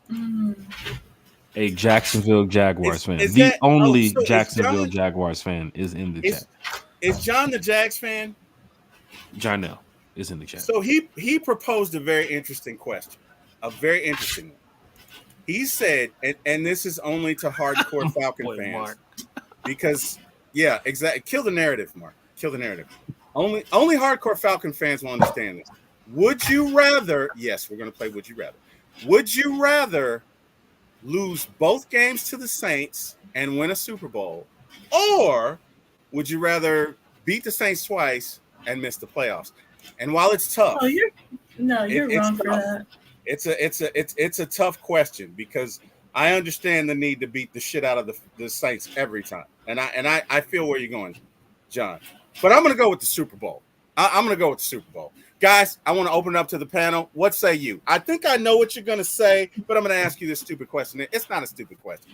It's not a stupid question, Jonelle. I'm sorry. So Jonelle's the Jags fan. We all want a Super Bowl, but it's actually a very good question, because I know some Falcons fans. Now, they're a little bit older than me. They've been hating the Saints a while. They probably would go with option 2. They probably would. So what say you guys? What say you guys? And before you do answer the question, Mark, and we'll go around the panel, Jarnell's a Jags fan, right? He lives here in the A, right? But he doesn't like the Falcons at all, right? But then again, I've known him for a long time. So he's always telling me, man, why don't you never put my questions on the screen, man? I'm trying to get y'all some viewers, man. I'm trying to get y'all some subscribers, man. I'm trying to bring my fan base. So look, Jarnell, we understand you're a Jags fan, but then again, he asked the question right here that, you know, he asked me to put it on the screen here. So it's not a bad question, though, Jack. It's not a bad question. It's not, because if you are a pure, let me tell you something, man. The hate between the Falcons and Saints is real. It is real. It is palpable. You can feel it. So that is not a bad question, because I had to think about it. Now, obviously, I went with the Super Bowl, duh. But I had to really think long and hard about it, right? I'm just saying. So what say, Jack? I assume you're going with the Super Bowl. Carrie, you going with the Super Bowl? What say you? Yeah. To me, that's an easy. I know you said it's tough, and I hate the Saints, but we don't have a Super Bowl championship yet. So I'll take anything. I'll take championship over anything, you know? So I hear you. I hear you. I don't know. I hear you. We need a Super Bowl win, so that's first. That's the goal, right? That's the goal. But still, a better outcome would be to beat their ass twice and win the Super Bowl. Not that but that wasn't an option. So to be swept by the Saints in the regular season, and then this is the regular season, so we're thinking about who cares, right? Yeah, who cares? I'm with the Super Bowl. You can't. I'm with the Super Bowl too. You can't beat that, right? Mark, what say you? Yeah, hey, going to give me that ring. Shout out to the Jaguars, man, because I actually am down here in Jacksonville. So the London Jags, the London Jags. Cut his mic off. The London Jags. Cut his mic off. Dude. That's all I can say when I get to the game. Sheesh. But no, that one's. They don't stand up into the fourth quarter in Jacksonville. Just remember that they don't stand up into the fourth quarter. But go ahead, Mark. Yeah, that one's not as hard as you think too well. Yeah, I think one thing I would like. Okay, you could sweep us in the regular season. Sneak into the playoffs. The Falcons beat the Saints in their first home game in the Benz, knocked them out of the playoffs, and then proceed to win the Super Bowl. So that's even better. And you know what? Hold on, guys. I just had a vision. Not only do we beat the Saints, but the Saints safety makes a stupid ass play with like 3 seconds left, and our receiver catches the ball and scores, and Eric gets to bring out that meme he had a couple of years ago when they did it against the Vikings. And it's Kirk Cousins. So it's apropos. I love it. Let's do it. Yeah. Falcon fans, hit that like, share, and subscribe button. Smitty, Sports Machine is in the chat. 10K, Smitty. 10K is in the chat. Sorry, Smitty. I had to correct myself there. I apologize, Smitty. Big shout out to Smitty's in the chat. Carlo Wiggins says lose both and win the Super Bowl because it's in New Orleans. That bragging right alone will shut any conversation down with them. So Falcon fans, that's just a off the subject type of question here. I love it, man. You had your chance to win the Super Bowl, but the Saints sweep you in the regular season. Would you want to do it? That's okay. Carlo, big shout out to Carlo. The Super Bowl is in New Orleans this year. So yeah, it's a good point. It's a good point. Let's just say it does happen. Big shout out to the Falcon fans in that chat and that one Jags fan. Mark. This is great talking Falcons football. Going down to the end of the season here, Mark. I mean, the Saints, the Broncos, the Chargers, the Vikings, Raiders, Giants, Washington, Carolina. Is there any time on that last stretch of games that you would be worried as a fan? Nah. I mean, obviously the Monday night game, I'll be interesting because the quarterback situation is kind of unknown. With Aiden O'Connell, coming into his second year. I mean, he may be a solid quarterback. He may be your I don't know why his name slipped in my mind from San Francisco. He may be their Brock Purdy. Mm-hmm. So the LA games will be interesting. The Monday night game again. I'm gonna have to make sure I sign up for the Rise Up Tour. And also, don't forget, if you're watching this live or even if you're watching the replay, I just checked the likes. We only got 20 likes. Remember, the goal was 100 likes. So again, that's the hardest. You gotta hit that like, share, and subscribe button. Hit that like button for us, please. That's what my son's saying right now. I see you, son. He said hit that like, share, and subscribe button. He said hit that like, share, and subscribe button. Hit the like, share, and subscribe. Hey, leave us a comment. Is there a game week 15 to week 18 that you were worried about? Because again, we're trying to get to 1,000 subscribers, so we need all the love to push this channel to the algorithm. But again, just to get back on topic. Other than that Monday night game, I'm not worried, man. Falcon fans, hit that like, share, and subscribe one more time. Kerry, going to the last stretch of games here. You got the Chargers, you got the Vikings on the road. Monday night football against the Raiders, back home against the Giants, then on the road to the Washington Commanders, and then you are back home against the Carolina Panthers. Are you worried about the last stretch of games? A lot of fans are thinking that's the opportunity. From the Vikings straight to the Panthers, that's where you can know if your team is playoff ready. I mean, you got a stretch of wins there. Like you said, Kerry, what you said, week 11? You said you got, the wins to end the season, right? Starting Sean Payton's Broncos. That's where a streak starts, 7-0 to go to the playoffs. I strongly believe that. I mean, honestly, the Raiders have the same thing we had last season. They don't know who their quarterback is. Broncos, I mean, I don't rate them. Vikings, I don't know if you saw today. I saw J.J. McCarthy. They said he didn't look good in practice. He hasn't been looking too good. Commanders, I don't know. Panthers, I see us sweeping them. Giants, I know you said the fans travel well, but yeah, I don't rate them either. So I truly see us 7-0. I truly believe that, and I think we learn from the tough opponents we face early in the season, like your Chiefs and your Eagles, and obviously we already will have played the Saints twice. Not saying they're good or anything, but they always are tough, against a rival. So I think we learned from those early tough games and use those into that final stretch for a playoff run. Well, I'm with Kerry. Looking at the end of the season, I mean, that Chargers game is going to be a bit tough. But that Saints game and Broncos game, let's just say you get out those two, you go into your bye week. You got the Chargers back home. But that Vikings game, that should be a win. That Raiders game, looking at their team, and I don't want to discredit a lot of these teams, but I'm a big diehard Falcon fan. And I know what my team is capable of looking at this roster, looking at if Kirk Cousins is playing week 14 and playing week 15. The numbers that Kirk should be putting up that we've seen in the past around that time, that's a guy that's probably going into 4,200 yards, 4,300 yards possibly. So I mean, we've seen it in the past with Kirk. He's a 4,000-yard passer. So week 14, that should be a win. Week 15, that should be a win. The Giants, I don't think that team is ready to as well. With Daniel Jones and a lot of the mistakes that they've made in the past with their coaching staff and of course, what they've paid Daniel Jones to, I don't know.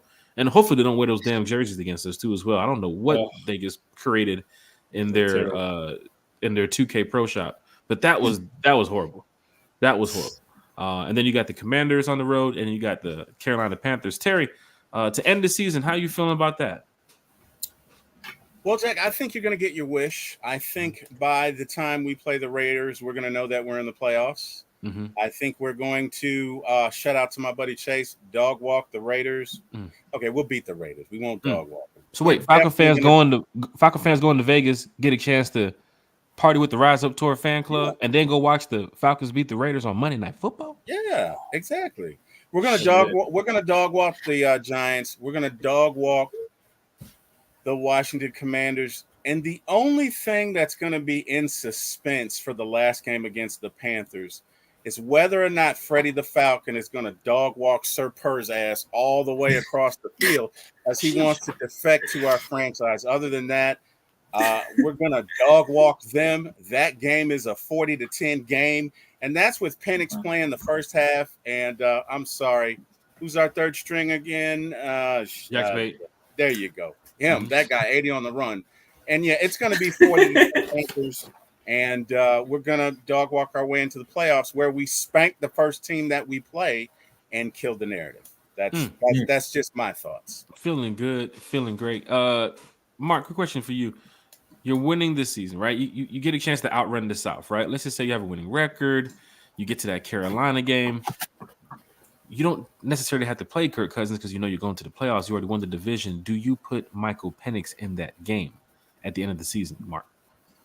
Absolutely. And I'll even go a step further. I feel like early in the season, if the Falcons are up big or for some reason we're down big, we need to be inserting Michael Penix in when the opportunity presents itself. I mean, I get the whole idea that you just let the man sit, but when we're talking about Kirk Cousins' health, and we're talking about, Michael Penix, even if it's taking a snap at the end of the game to take a knee in victory formation, we need to be getting this guy opportunities when they present themselves because, again, we did make the unorthodox pick or the unorthodox decision by signing a four-time Pro Bowler and drafting a quarterback top 10.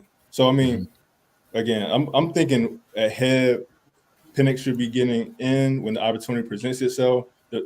You're hearing it here first. The fan base is going to want that. If we're up by, 15 points in the fourth quarter with 6 minutes left and the Saints just threw an interception, well, Michael Penix needs to be grabbing his helmet to finish off those last 6 minutes. I mean, the fan base is going to want that. And fast forward to the end of the season, like you said, we're in good position. We're in playoff position. He should definitely play against the Panthers. That last game of the season is at home. We should have had the playoffs locked up by then. Michael Penix, and I think if Michael Penix is playing week 17, that's great news for the Atlanta Falcons. Falcon fans, hit that like, share, and subscribe button. Kerry, let's go to the chat here too as well. But I want to ask y'all a question. I mean, Kerry too as well. If Michael Penix, if you're in a situation where you are winning, right? Let's use Phillips' score. It's 35-10. Big shout out to DFU. It's 35-10. Falcons are up against the Giants, right? Michael Penix hasn't played all season, but it's 35-10. This is their biggest blowout win of the season. They get down to the fourth quarter, 5 minutes left to go. Kirk Cousins is still in the game. Would you see an opportunity for Michael Penix to enter the game and finish that game? I mean, I don't see why not. Rest him, We don't want our $100 million quarterback getting hurt. And if we're up that much, I don't see it. I don't see an issue with it. Like you mentioned, I could definitely see Penix once we already have the playoffs locked up. He just plays the whole game against the Panthers at home to end the season.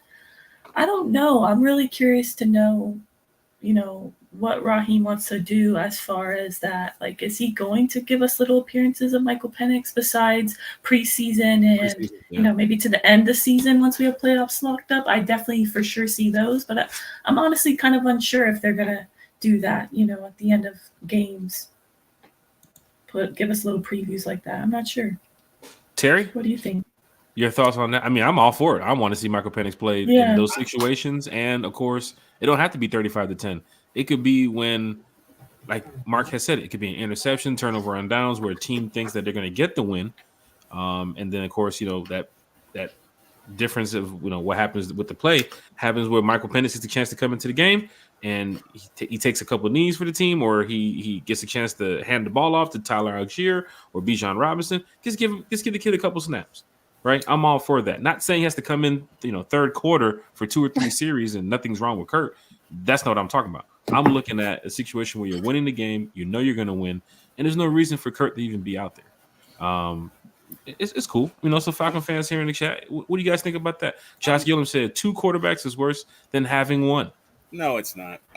So hey, I'm okay with Penix in certain scenarios. If you're up 40-10 and it's fourth quarter, 3 minutes, amen, have at it. I'm fine. Mm-hmm.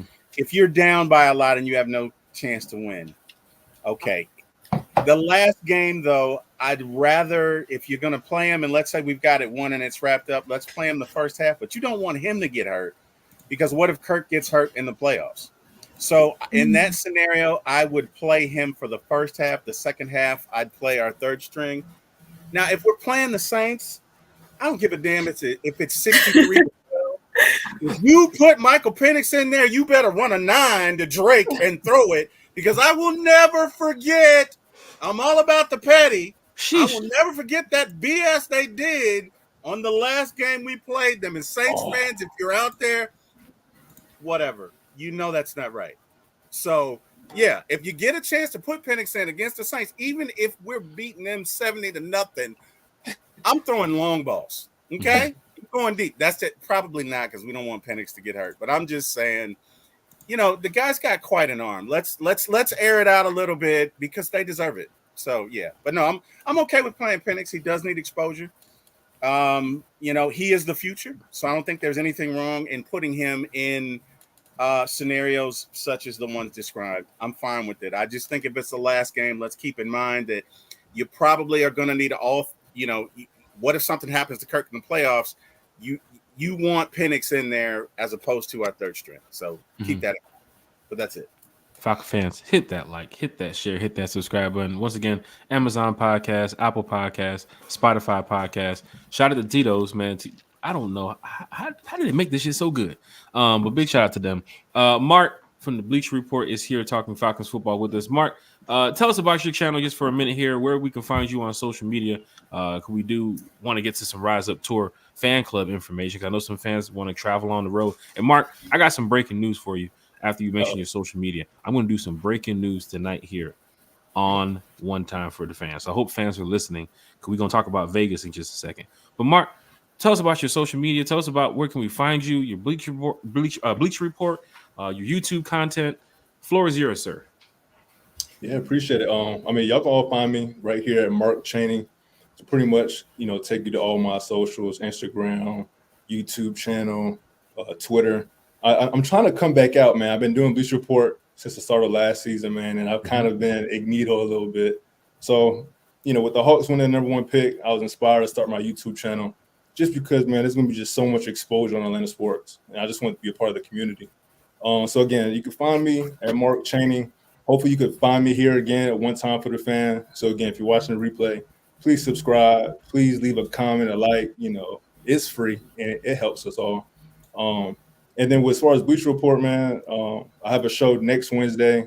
I might need somebody else's help, honestly, because my assignment is to build the final 53 for the Atlanta Falcons. And I think that's kind of hard to do in May. There's so much that's going to happen in the next couple months, but that's my homework assignment. I'm going to try to do the best I can. And like I said, I might need y'all's help. So tune in Wednesday on the Bleach Report app, or you can follow me on Mark Chaney on YouTube. I'll be streaming it straight to YouTube to make it easier for everybody. And that'll be 11 a.m. Eastern. Falcon fans, hit that like, share, and subscribe button, not only for One Time for the Fan, but for Mark Chaney too as well. And head over to his channel, please, and hit the subscribe button. A Falcon fan here talking Falcons football with the chat. Of course, he also talks Hawks too as well. Terry, did you have a Hawks question for Mark? Because I know Falcon fans here in the chat, they love the Braves, they love the Dogs, they love Atlanta United, but the Hawks too as well, right? And I know some of us are watching the NBA playoffs right now, thinking we want the Hawks back in that situation. Terry, please, let's talk a little bit of basketball just for a second here. See what Mark can tell us about these Atlanta Hawks.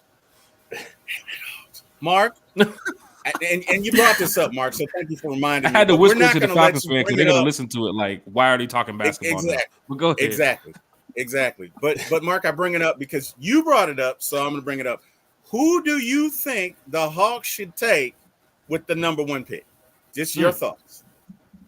Oh, man, right now, It's tough, man. It's tough. I guess if we had to just draft a rookie, we're not making any other transactions, no other trades. I like Ron Holland, man. I like Ron Holland. Again, that's assuming that we're not moving Clint Capella in his expiring contract. That's assuming we don't bring back Sadiq Bey. You know, he's a free agent this summer. So again, we're keeping the same roster. I want to add an explosive wing. He can play off ball. He can play defense. I know a lot of people like the idea of drafting Alex Sarr. You know, the 7'1" Frenchman. Yes. You know, a lot of people are buying into the French hype right now. But yes, man, I watched a lot of Alex Sarr last season, and I watched a lot of the NBL, and I'm not sold on him being the number one pick, man. I'm not sold on Ron Holland being the number one pick, if I'm being honest.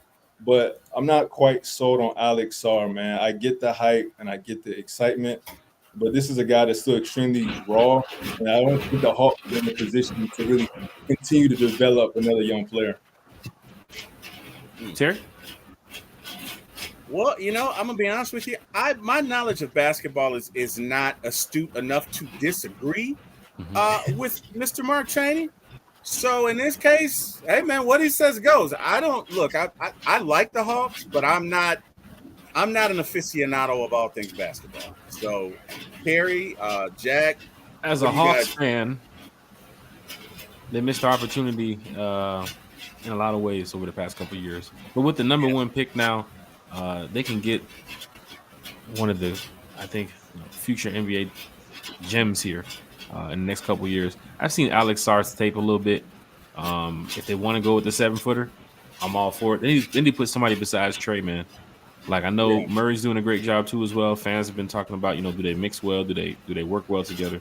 But I haven't seen a 7-footer on the Hawks like in a while. Yeah. Like, we need to get somebody in the paint. I'm not too big on Capella too as well. Yeah. And for me as a Hawks fan, I've been to a lot of games this season. But I saw a team that just didn't defend well. I mean, offensively, they can put up a bunch of points. But when it came to defense, nobody's getting back on defense. Like you got 15 James Hardens out there. And it was wild, But question here in the chat for you, Mark. DSGB Hall said, does Trey TL stay in Atlanta? Well, I mean, it's not really up to Trey. He's locked in. He'll be making, $40 million the next couple of years, seasons. But do I think the Hawks should trade Trae Young? I think it's about that time, DSGB. I think it's about that time. The analogy I think of it as, it's like, you move into an apartment, man, and over 5 years you grow and you get to the point to where when you stand up, you can touch the ceiling. Now, if you can touch the ceiling and, you're outgrowing your space, eventually you're going to be looking for another place with higher ceilings. Now, I just think that's where the Hawks are at with Trae Young. I feel like we've gotten to that place. He's grew up here where we can touch the ceiling. We know what we're going to get at this place.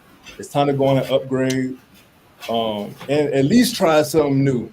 And, at least try something new. So, again, that's my take. I think it's time to go on and trade Trae Young while his stock is still high and try to get back some picks and some cap space and continue to build the team like that. Then again, we do something like that. I love the idea of drafting Alex Sarr. I love the idea of having a number one pick because then we can be more realistic as Hawks fans and, temper our expectations. Mm-hmm. I'd like to, if you trade Trey, I'd like to trade him for Brandon Ingram and then go and get Sarr. Because DJ can distribute the ball, DJ can shoot. Now, DJ isn't the three-point shooter that Trey is, but hell, Trey isn't the three-point shooter that Trey was. So, I'm okay with trading Trae Young as long as you get back a stud. As long as you get back somebody that, and we need some size, in my humble opinion. So, like, you trade him for somebody like Brandon Ingram, okay. But if you trade him for some draft picks and some BS, I'm not trying to hear that. If you put, I was going to say this before we get back to some Falcons football. If it's Ingram, throw in a bunch of other names too as well, because Trae Young is, he's talented now. He is. So he's going to make any other team, better if he goes over there to whatever team it is. But I'm not the Hawks. I'm not the Hawks organization. I'm not. Who is it? Landry Fields. Or, that's the GM. The organization that they have. But you're talking Falcons football. The building next door. You're talking Mercedes-Benz Stadium. It's going down in a major way Friday morning because we have Executive Chef Matt on the show Friday morning. Chef So Matt. food that comes from Mercedes-Benz Stadium when you guys are not only the chicken tenders, but the lobster mac and cheese, the brisket. Like Chef Matt will be here on the channel to talk about, what he goes through every day at the stadium. And I know they have a big event going on right there now. I'm sure probably you guys have followed his IG by now, but they have a lot going on in the kitchen area at the Mercedes-Benz Stadium that you guys just don't know about. So Executive Chef Matt will be here on Friday morning, breakfast with One Time for the Fan at 9 a.m. And of course, the mop sauce video that he just posted recently went crazy viral, right? And people talking about mop sauce. I have never heard of mop sauce. He's going to be here Friday morning to talk about the mop sauce, right? And that video right now has over 50 million views. So he's getting a lot of people talking to him about, oh, you're not supposed to be a chef, and we're gonna call the board on you, and we're gonna get your license taken away. And Executive Chef Matt's been doing this for a very long time, right? So he's gonna explain, in the culinary arts fields of what the mop sauce situation is. But Terry, you looked online. The mop sauce is selling for like $10 on Amazon, right? The actual broom that you use, $20. That's right. That's right. Fans don't know about that. Or a lot of people don't know about that. They just see somebody on the video pouring barbecue sauce on an item that looks like a mop, and then mopping up pretty much, wetting the ribs or the chicken or the steak or whatever was on the video. I can't remember. Yeah. But Chef Matt will be here Friday. Yeah, my father used to say, a little bit of knowledge is a dangerous thing. Sheesh. God bless his soul. And he's right. So, a lot of people think just because they haven't seen it happen, that it doesn't happen. There's a whole world of stuff out there we don't know that people do with culinary tools or whatever. So, hey, I didn't know about the mop sauce, but I'm not calling agencies or whatever. So I'm looking forward to talking about it. I'm looking forward to learning some things. Maybe I could learn a few things and impress the wife the next time I get out on the grill. So Chef Matt is the greatest. He's going to be checking in with us this season for our Chef's Corner segment that we're doing. I talked to you about it last year on One Time for the Fan. For fans who can't travel to the game and you're sitting at your house, we got fans here in Kentucky, Texas, New York, Carolina. Sometimes you can't make it to the game, but you want to get a chance to taste a little bit of the culture of the city that we're playing against, right? So Chef Matt's going to be able to come in here and whip up some nice little meals for us that is, pretty much related to the city that we're playing against. Like if it's Philly, he'll come in here and give us a recipe about how to make some homemade, Philly cheesesteaks, that type of thing. If it's New Orleans, it's going to be some Cajun food. It's going to be some seafood, that type of thing. So Chef Matt has been doing a lot. So big shout out to him too as well. As you guys can see on the screen, we have Mark Cheney's YouTube channel right here. So make sure you guys hit that subscribe button over there on Mark's channel too as well. We want to make sure that everybody pretty much gives shout outs to all the content creators here in the community, right? Because we all want to see the Falcons win at the end of the day. Carrie, you want to see the Falcons win? T-Will, you want to see the Falcons win? Mark, you want to see the Falcons win? This last cup of Tito's right here that I have wants to see the Falcons win too as well. Cheers to you, buddy. Cheers, right? I subscribe today, Mark. I appreciate it, T-Will. No problem. Fans here in the chat that want to hear some more Falcons football or talk Hawks too as well, you can check out Mark's channel. But a lot of fans here in the chat too as well, Mark, they're excited about Las Vegas. They're excited that the Atlanta Falcons get to play. Is there somebody typing or is there like a... Sorry, that was me. No, you're okay. I was just making sure. Like I said, is there an accountant in the chat right now? Somebody crunching numbers right now in the chat. Keyboard gangster. Hey, go ahead. Hey, I'm a keyboard warrior. Falcon fans, this is uncut, right? We don't work for no big network, right? This is One Time for the Fan, right? So nobody's gonna come in here and pull the plug. We can talk Falcons football. We talk about whatever we want here on the channel. But for Falcon fans here in the chat, we want to make sure you guys are ready to go to Vegas this year. And Mark, there are fans that are putting the Vegas game bigger than the New Orleans Saints game on their schedule right now. And we're going to get ready to wrap up the show here for fans in the chat. So, Mark, when you're heading to Vegas this year, of course, the Rise Up Tour Fan Club, we're going to keep fans lit with a lot of events and things for fans to do. But we secured a lot of stuff today for Vegas. And I mean, we secured a lot of stuff, right? Put the green check mark, bam, put the green check mark on the agenda, bam, just like that. Kept it moving like that. Everybody in the chat was like, damn, what the hell y'all just do? We did everything. Don't worry about it. Bam, it's taken care of. So Falcon fans that's heading out to Vegas, we just pretty much secured this location for this tailgate that we're putting on. And I'm sure you guys can't miss it in Las Vegas. Now, trust me, you won't miss it in Las Vegas. So if you're heading to Las Vegas this year, the tailgate, one time for the fan, Rise Up Tour Fan Club, it's already set up. So for fans that's traveling to Vegas, you already know. Don't even call your cousin them. Don't even call your brother them talking about, hey, man, what you got? You already know what we got. We got the tailgate already set up in Vegas. And it's pretty much an all-day experience. We got the Monday Night Football game.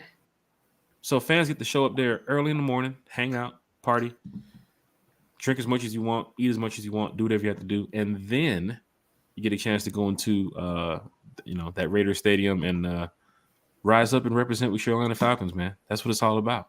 So, Mark, the tailgate was the breaking news. We got the tailgate. It's going down in Las Vegas. So, Falcon fans that's heading out there, I know there's a lot of fans in this chat that's heading out to Vegas. So, yes, when you're looking for a tailgate in Vegas, look no further. One time for the fan, the Rise Up Tour Fan Club. Mark, I'm sure if you go into Vegas, you'll be at the tailgate. Oh, you already know. You already know. I'm gonna be at the tailgate. I'm gonna be at the casino. I'm gonna be at the bar. I'm gonna be everywhere. And best believe, Monday night I'm gonna be in my seats.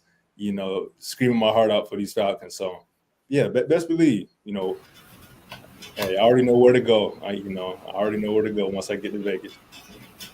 Falcon fans, this is great. T. Will, I know you have a lot going on too as well, and I'm just glad that you get a chance to stop by here and talk Falcons football with us. Everybody in the chat is glad to see you here too as well. But T. Will, you signed up for the Rise Up Tour Fan Club today. You're going to be heading out on the road this year. I know you're going to be excited about that. So tailgate in Vegas, T. Will, are you going to stop by? Is it possible we can? I know you mentioned the plane situation earlier. We got to find a way to get you out there to Vegas now, T. Will. Well, I tell you what, Jack, you just slip me some sort of, I don't know, legal narcotic and knock me out, and you drag me right on that plane. But yes, I'm a 54-year-old baby when it comes to flying planes. I have a thing, and I wouldn't want to mess up everybody's fun going out there, get kicked off the plane because I'm afraid. So, that wouldn't be nice. You guys want to go, and you got to wait because this, idiots out here just, oh, God, and you know what I mean? Nobody wants to do that, So, no. But I will be going to the Carolina one and the Tampa one because we can get there, by ground. Thank you, God. I did have a question for Mark, however. Mark, I understand that you had an Eric Parker experience in the stands that you talked about where you were standing up and it was third down and a fan asked you to sit down. Is that correct? Oh, yeah. Yeah. I mean, that happens all the time. Or even if they don't verbally say it, you feel the energy. Or they're like trying to act like, they can't see. Right. But yeah, man, I had plenty of stories, man, of, just trying to get the section hype and just bringing the energy. And, everyone doesn't like it or love it. It's funny that you bring that up because on the last show that I talked about that, my mom and my pops reminded me one of my craziest moments as a fan was actually against Tennessee. I don't know if y'all remember that game. The Falcons played Tennessee. It was in Atlanta. It was Arthur Smith's last year before he came here. And I want to say Ryan Tannehill got hurt and they put Marcus Mariota back in. I just remember getting into it with Titans fans. That was a game that Arthur Smith, they came into Atlanta and beat us. And I had some Titans fans there repping there. They had their flag up, and I was so upset. I mean, looking back at this, man, it's actually kind of embarrassing. But I remember I snatched that flag so quick. Because my thing is, I just hate the idea of, you celebrating in my turf. Take that outside. And I remember, man, it took my family having to break us up. Like, that could have been bad. But I hope that kind of gives you an idea what kind of fan I am, how passionate I am. I love it. Yeah. I love it. Yeah. Look, all I'm saying is, Falcon fans, look, let's kill the narrative. Third down, that's the time to stand up, right? Third down, the opposing team, we don't want to make it easy for them. Yeah, we don't want to give them a nice, quiet environment to, I don't know, check down to their fourth play, right? We want to make it contemptible. We want them what we want them to get 5 penalties for false starts on third down. That's our jobs as fans. So again, it goes along with the thinking. Kill the narrative, folks. As fans, let's do our parts. I'm with you all the way. Hey man, free Mark Chaney, okay? Carrie. Them pipes. Heading over here to Carrie. Carrie, I know you're going to be in Vegas. And just real quick, too, as well. I think Eric was with me at a game one time when we played the Jags. And it was Gardner Minshew at quarterback, and he was driving down the field, and we were in the end zone seats. But Gardner's trying to tell, like, there was a bunch of Jags fans along the wall, so he's trying to tell the Jags fans, like, be quiet so that way he could, run the play. But this is in the bins. But as he's telling the Jags fans to be quiet, the Falcon fans are starting to sit down. I'm like, what are y'all sitting down for? Like, get loud. This is the opportunity. But Gardner's doing like this. Another moment, too, as well. Chicago Falcons, I think it was 2017, we played the Bears. And it was, who was it? Mike? Was it Mike Gannon or something? What was the guy? Yeah, what's the guy? Yeah, I think so. What's the guy's name? The 6'3", 6'4" quarterback they had? It was whoever the guy's name was. But he's trying to quiet the end zone down. He's trying to quiet the Bears fans down. We was out there in Chicago. But at the same time he's trying to quiet the Bears fans down, I'm sitting over there like, nah, F this. I can start yelling and screaming. So Bears fans get pissed. They turn around. Of course, they missed the 4th down and like 2 conversion. They lost the game. But Bears fans turned to me like, boy. I had to run about that stadium, boy. That was a bad time because everybody was quiet. I'm talking about you can hear a pin drop and you can start hearing me yelling and screaming on the side like Mike Glennon. There it is, Mike Glennon. Yeah, that's what the game was. Matter of fact, if you go back and watch the game, you were trying to see on that play. He's trying to tell everybody to be quiet. I'm right off to the side on 100 level, just screaming my ass off. And I'm telling you, man, them Bears fans were pissed that day. But Carrie, you'll be in Vegas, I'm guessing. And if you get a chance to head out there, are you going to stop by the tailgate? Yeah, of course. God willing, I'll be there. I mean, I love Vegas. I've probably been there 3 times. It's a fun time. And then to have Falcons football at the same time, I mean, that's going to be awesome. And I've never been to the stadium. Like I said previously, last time I was in Vegas, they were building it. So it's always fun to go to a new stadium. So, yeah, of course. Of course, Falcon fans, hit the like, share, and subscribe button. Carrie, your shout-outs for tonight before we get up out of here. Yeah, shout out to special guest Mark. Make sure everybody go subscribe to his channel, help him grow. Shout out to the panel and shout out to everyone in the chat. Falcon fans, hit that like, that share, and that subscribe button. Carrie, got like 5 more minutes, and then you got to take care of some stuff. So we thank you once again for being here on One Time for the Fan. Good night. Good night, Carrie. Good night. Bye. So Falcon fans, you know how that StreamYard acts up from time to time. So you might see some buffering, you might see some, interference every now and then. But we're gonna get up off this StreamYard real soon to move to a different program. You never know, I might have to holler at CBS like, what y'all got, man? Because we got this podcast. I mean, we'll be here Sundays, Wednesdays, Fridays. Give us a setup. But no, StreamYard, you got a couple. What's up? 1K Jack, is that your name? 1K Jack. 1K Jack. Sheesh. There you go. I mean, you never know, man. You never know. But it's all about the fans here at One Time for the Fan. That's what we do. When it comes to talking Falcons football, it's all for you all. We will sit here and talk Falcons football all night if we could, but we can't. Mark, man, this has been great to chop it up with you here on the channel. And just like every other special guest, we say 30 minutes or 45 minutes, but it's usually an hour and a half. So welcome to One Time for the Fan family, as a special guest here, but also as somebody that we know that we can call on you to come over here and talk Falcons football with the chat. With us, another special guest too as well, a panel of other Falcon fans or content creators. LaMarcus Boyd is in the chat checking in from Arizona right now. So as you can see, there's Falcon fans all over the world, Mark. And I'm glad that you get a chance to come talk with us too, man. So Mark, what is your shout outs for today? And of course, plug your social media again so fans here in the chat can follow you, brother. Hey, shout out to Jack, Carrie, T. Will, Chase, appreciate everybody in the chat. I double check on the challenge. We're about 25% there.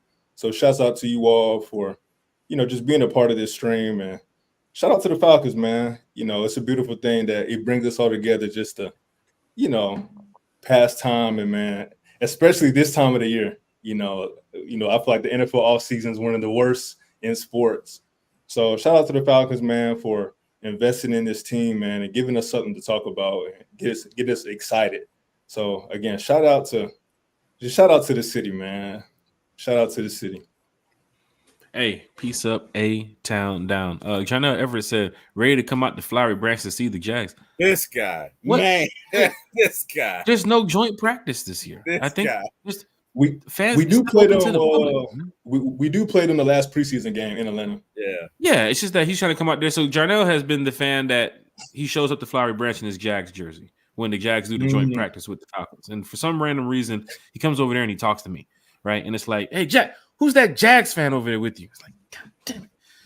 Don't come over here wearing this shit. And then, we get to the camp and everybody's sitting down on the hill and doing everything. And he sits right there beside you, like, damn it, Jarnell, what are you doing, man? He's like, I'm over here trying to see my Jag. And then we're over there getting autographs and players are walking by. He over there trying to yell Trevor Lawrence and Trevor Ed. Nobody don't care about no goddamn Trevor Lawrence. Take your ass to Duval County, go talk to them folks, man. Jonell, why you got to do that, man? Why you got showing up in the 97 degrees in Flowery Branch with a Jags jersey, a black Jags jersey, a Trevor Lawrence jersey for that. On the hill. On the hill. Like school on Saturday, man. Sheesh. Falcon fans, hit that like, hit that share, hit that subscribe button. Once again, Mark, we do thank you, man, for talking Falcons football here with us. But please, if you can come back to the channel, let's say week 1. We like to plan our events in the future here. So week 1, Falcons Steelers. We'll have a Sunday night show after the game. So if we can get you for a post-game report, that would be great. I don't know if you'll be here in Atlanta for the game or if you'll be watching the game from where you're at. But if we can get you on a post-game report that night, Falcons Steelers, I think fans would love that because they'll be watching you on your channel throughout the offseason. And then when the game starts and we get the chance to see what this team can do, it'll be great to have you first week 1 here to talk Falcons Steelers. Is that good, man? Hey, it would be an honor, man. It would be an honor. I mean, especially against Arthur Smith and, that team that they're trying to construct, man. What a better way, than to share that excitement with you all post-game because I said 20-13 at the beginning of the show, but I think I'm going to go with Chase, man. I'm thinking 30-13. I'm thinking 30-13. So, hey, I would love to come back week 1, man. Love it. One show here at one time for the fan, and Mark is already calling for the dog walk. Love it. Yep, that's right. Mark, I thank you so much. We're going to have your description, everything in the channel so fans can follow you. Fans, if you're listening, head over to Mark's channel on YouTube so you guys can go ahead. Mark, you can drop it in the chat too as well with your link so the fans live comments can look to as well. Amazon Podcast, Spotify Podcast, Apple Podcast. Head on over to YouTube so you guys can go check out Mark Chaney's channel. Subscribers are going up, and we definitely want to make sure that we can all welcome Mark into the Falcons content creator community. This is great. You got Mark here on the channel talking Falcons football. For those in the chat, I mean, you see the YouTube letters and numbers and shit, but you already know what it is. When it's in the chat in the channel, we're going to put it on our description. So, Mark, we'll get you back here. No, go ahead. Oh, yeah. I'm just saying that's right. No, absolutely. Like I said, it was definitely a great time. I mean, I could talk Falcon football forever. So you already know when you get me from the first quarter to the fourth, man, because, I mean, there's so much to talk about. Hey, appreciate it, Mark. Thank you for everything. Oh, absolutely, man. Thanks for having me. Rise up, everybody in the chat, in the channels. You can see, once again, we bring special guests here to the channel. I knew I should never did the Tito's tonight. I was going to do the Hennessy. I should have did the Hennessy because it's going to be, what is this, 2 hours now we're talking Falcons football? I didn't already miss my esports game. My chat, my chat is going crazy for the esports chat. They're like, where are you at right now? I'm on a podcast here. Hey, man, like the man said, Jack, Falcons over everything. I heard someone say. A bunch of missed calls, a bunch of missed text messages. It doesn't matter. When it comes to talking Falcons football here on the channel, we will do it. Right? We love talking Falcons football. Yeah. It's dedicated Falcons shit, man. But Mark, for him to take the time out of his day to talk Falcons with us, we want to say thank you to him. Because he's been on a roll this week talking Falcons football with Berto in his channel. He was talking with Uncle Steve too as well. He was talking with Country too as well. Then he was over here talking Falcons, and then I'm sure he's going to put up some content too as well. But that's the type of fans we have in our community, Falcon fans, right? People who know what this team is about.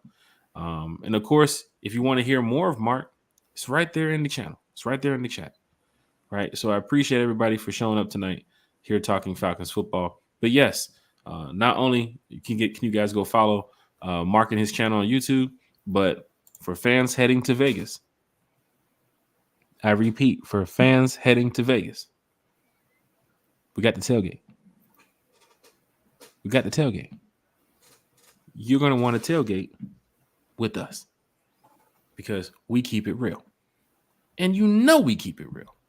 So if some way, somehow, I don't know if we got to put Terry on a Greyhound, strap him on the horse's back, get him out there to Vegas.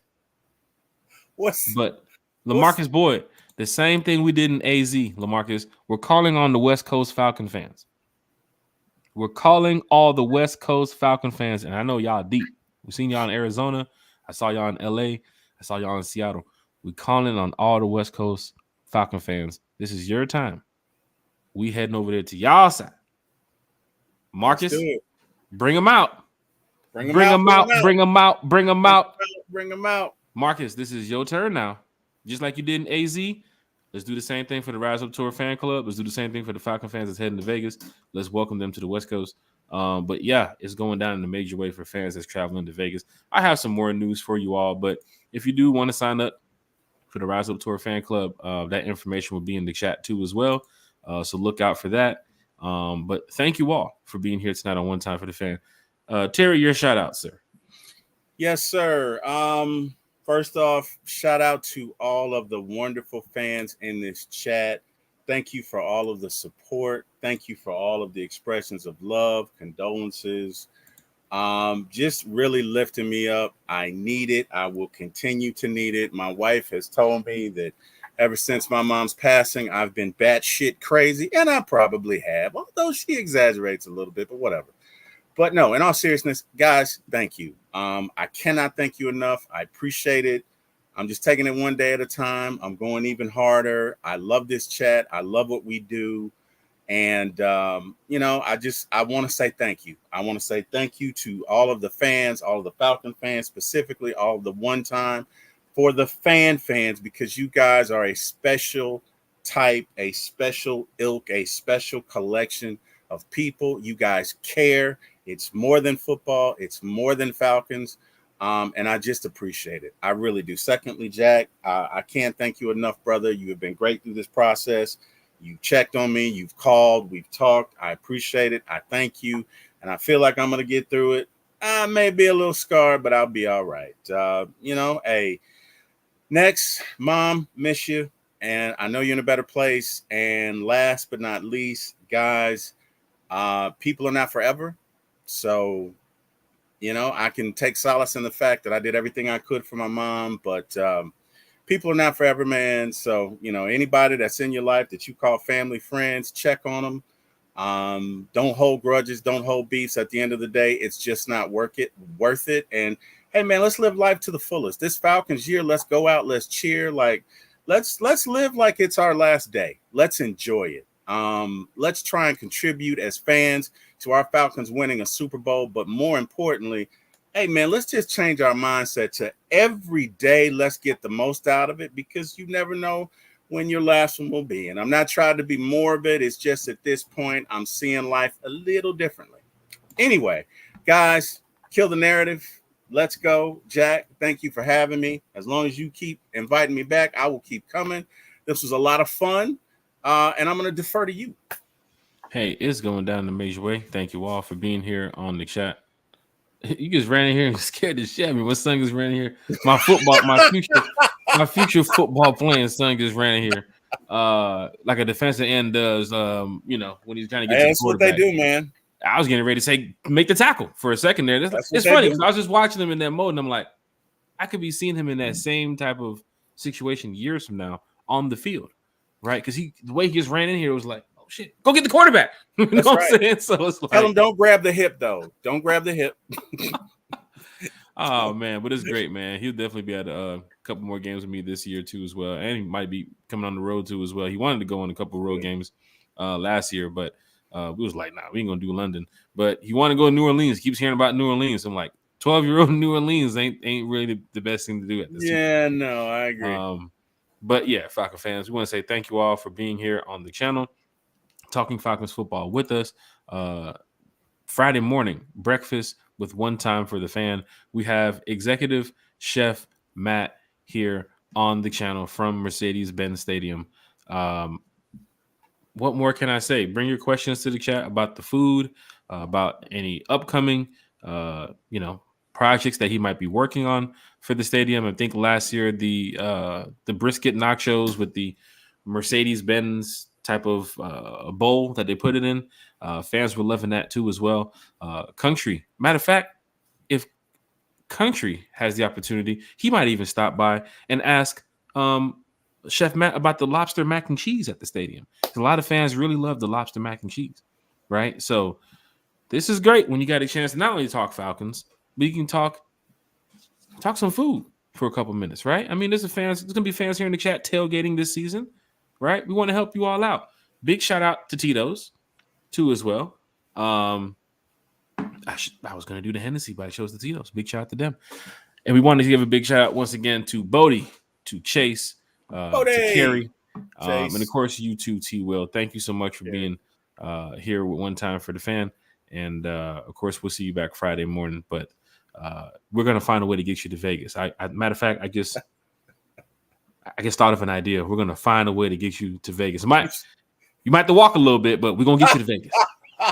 We're gonna get you to Vegas. Tell you what you're gonna need to do, right? Just have me come out to the airport and have somebody come behind me and put that chloroform on me and knock me out. Now I'm rocking 250, so you're gonna need probably 2 or 3 dudes because I'm a heavy load, right? To carry me on that plane and just sit me up in there, right? And the chloroform's gonna be. How long is the flight to Vegas? It's like a 4-hour flight. So yeah, it's gonna need to be powerful enough to keep me out for like 4.5 hours, right? Yeah, that's your best way. It's your best way. Carrie said, sponsor the show, Tito's. Yeah, I was thinking that. The cup is damn near done. I did a good job. I mean, I was trying to, I poured enough. But Falcon fans in the chat Friday morning, it won't be no Tito's. We're going to be doing breakfast with One Time for the Fans. So thank you all here on the chat and the channel, and we'll see you guys on Friday. Tim Riley's in the chat. He said, I'll have to watch the repeat on YouTube, but I will. Tim Riley, you're a diehard Atlanta Falcon fan. You've been rocking with us for years, man. Thank you so much, Tim, for being such a good friend, too, as well. Terry, thank you so much. See you Friday morning, bro. No Irish coffee for you, Jack, on Friday morning? No what?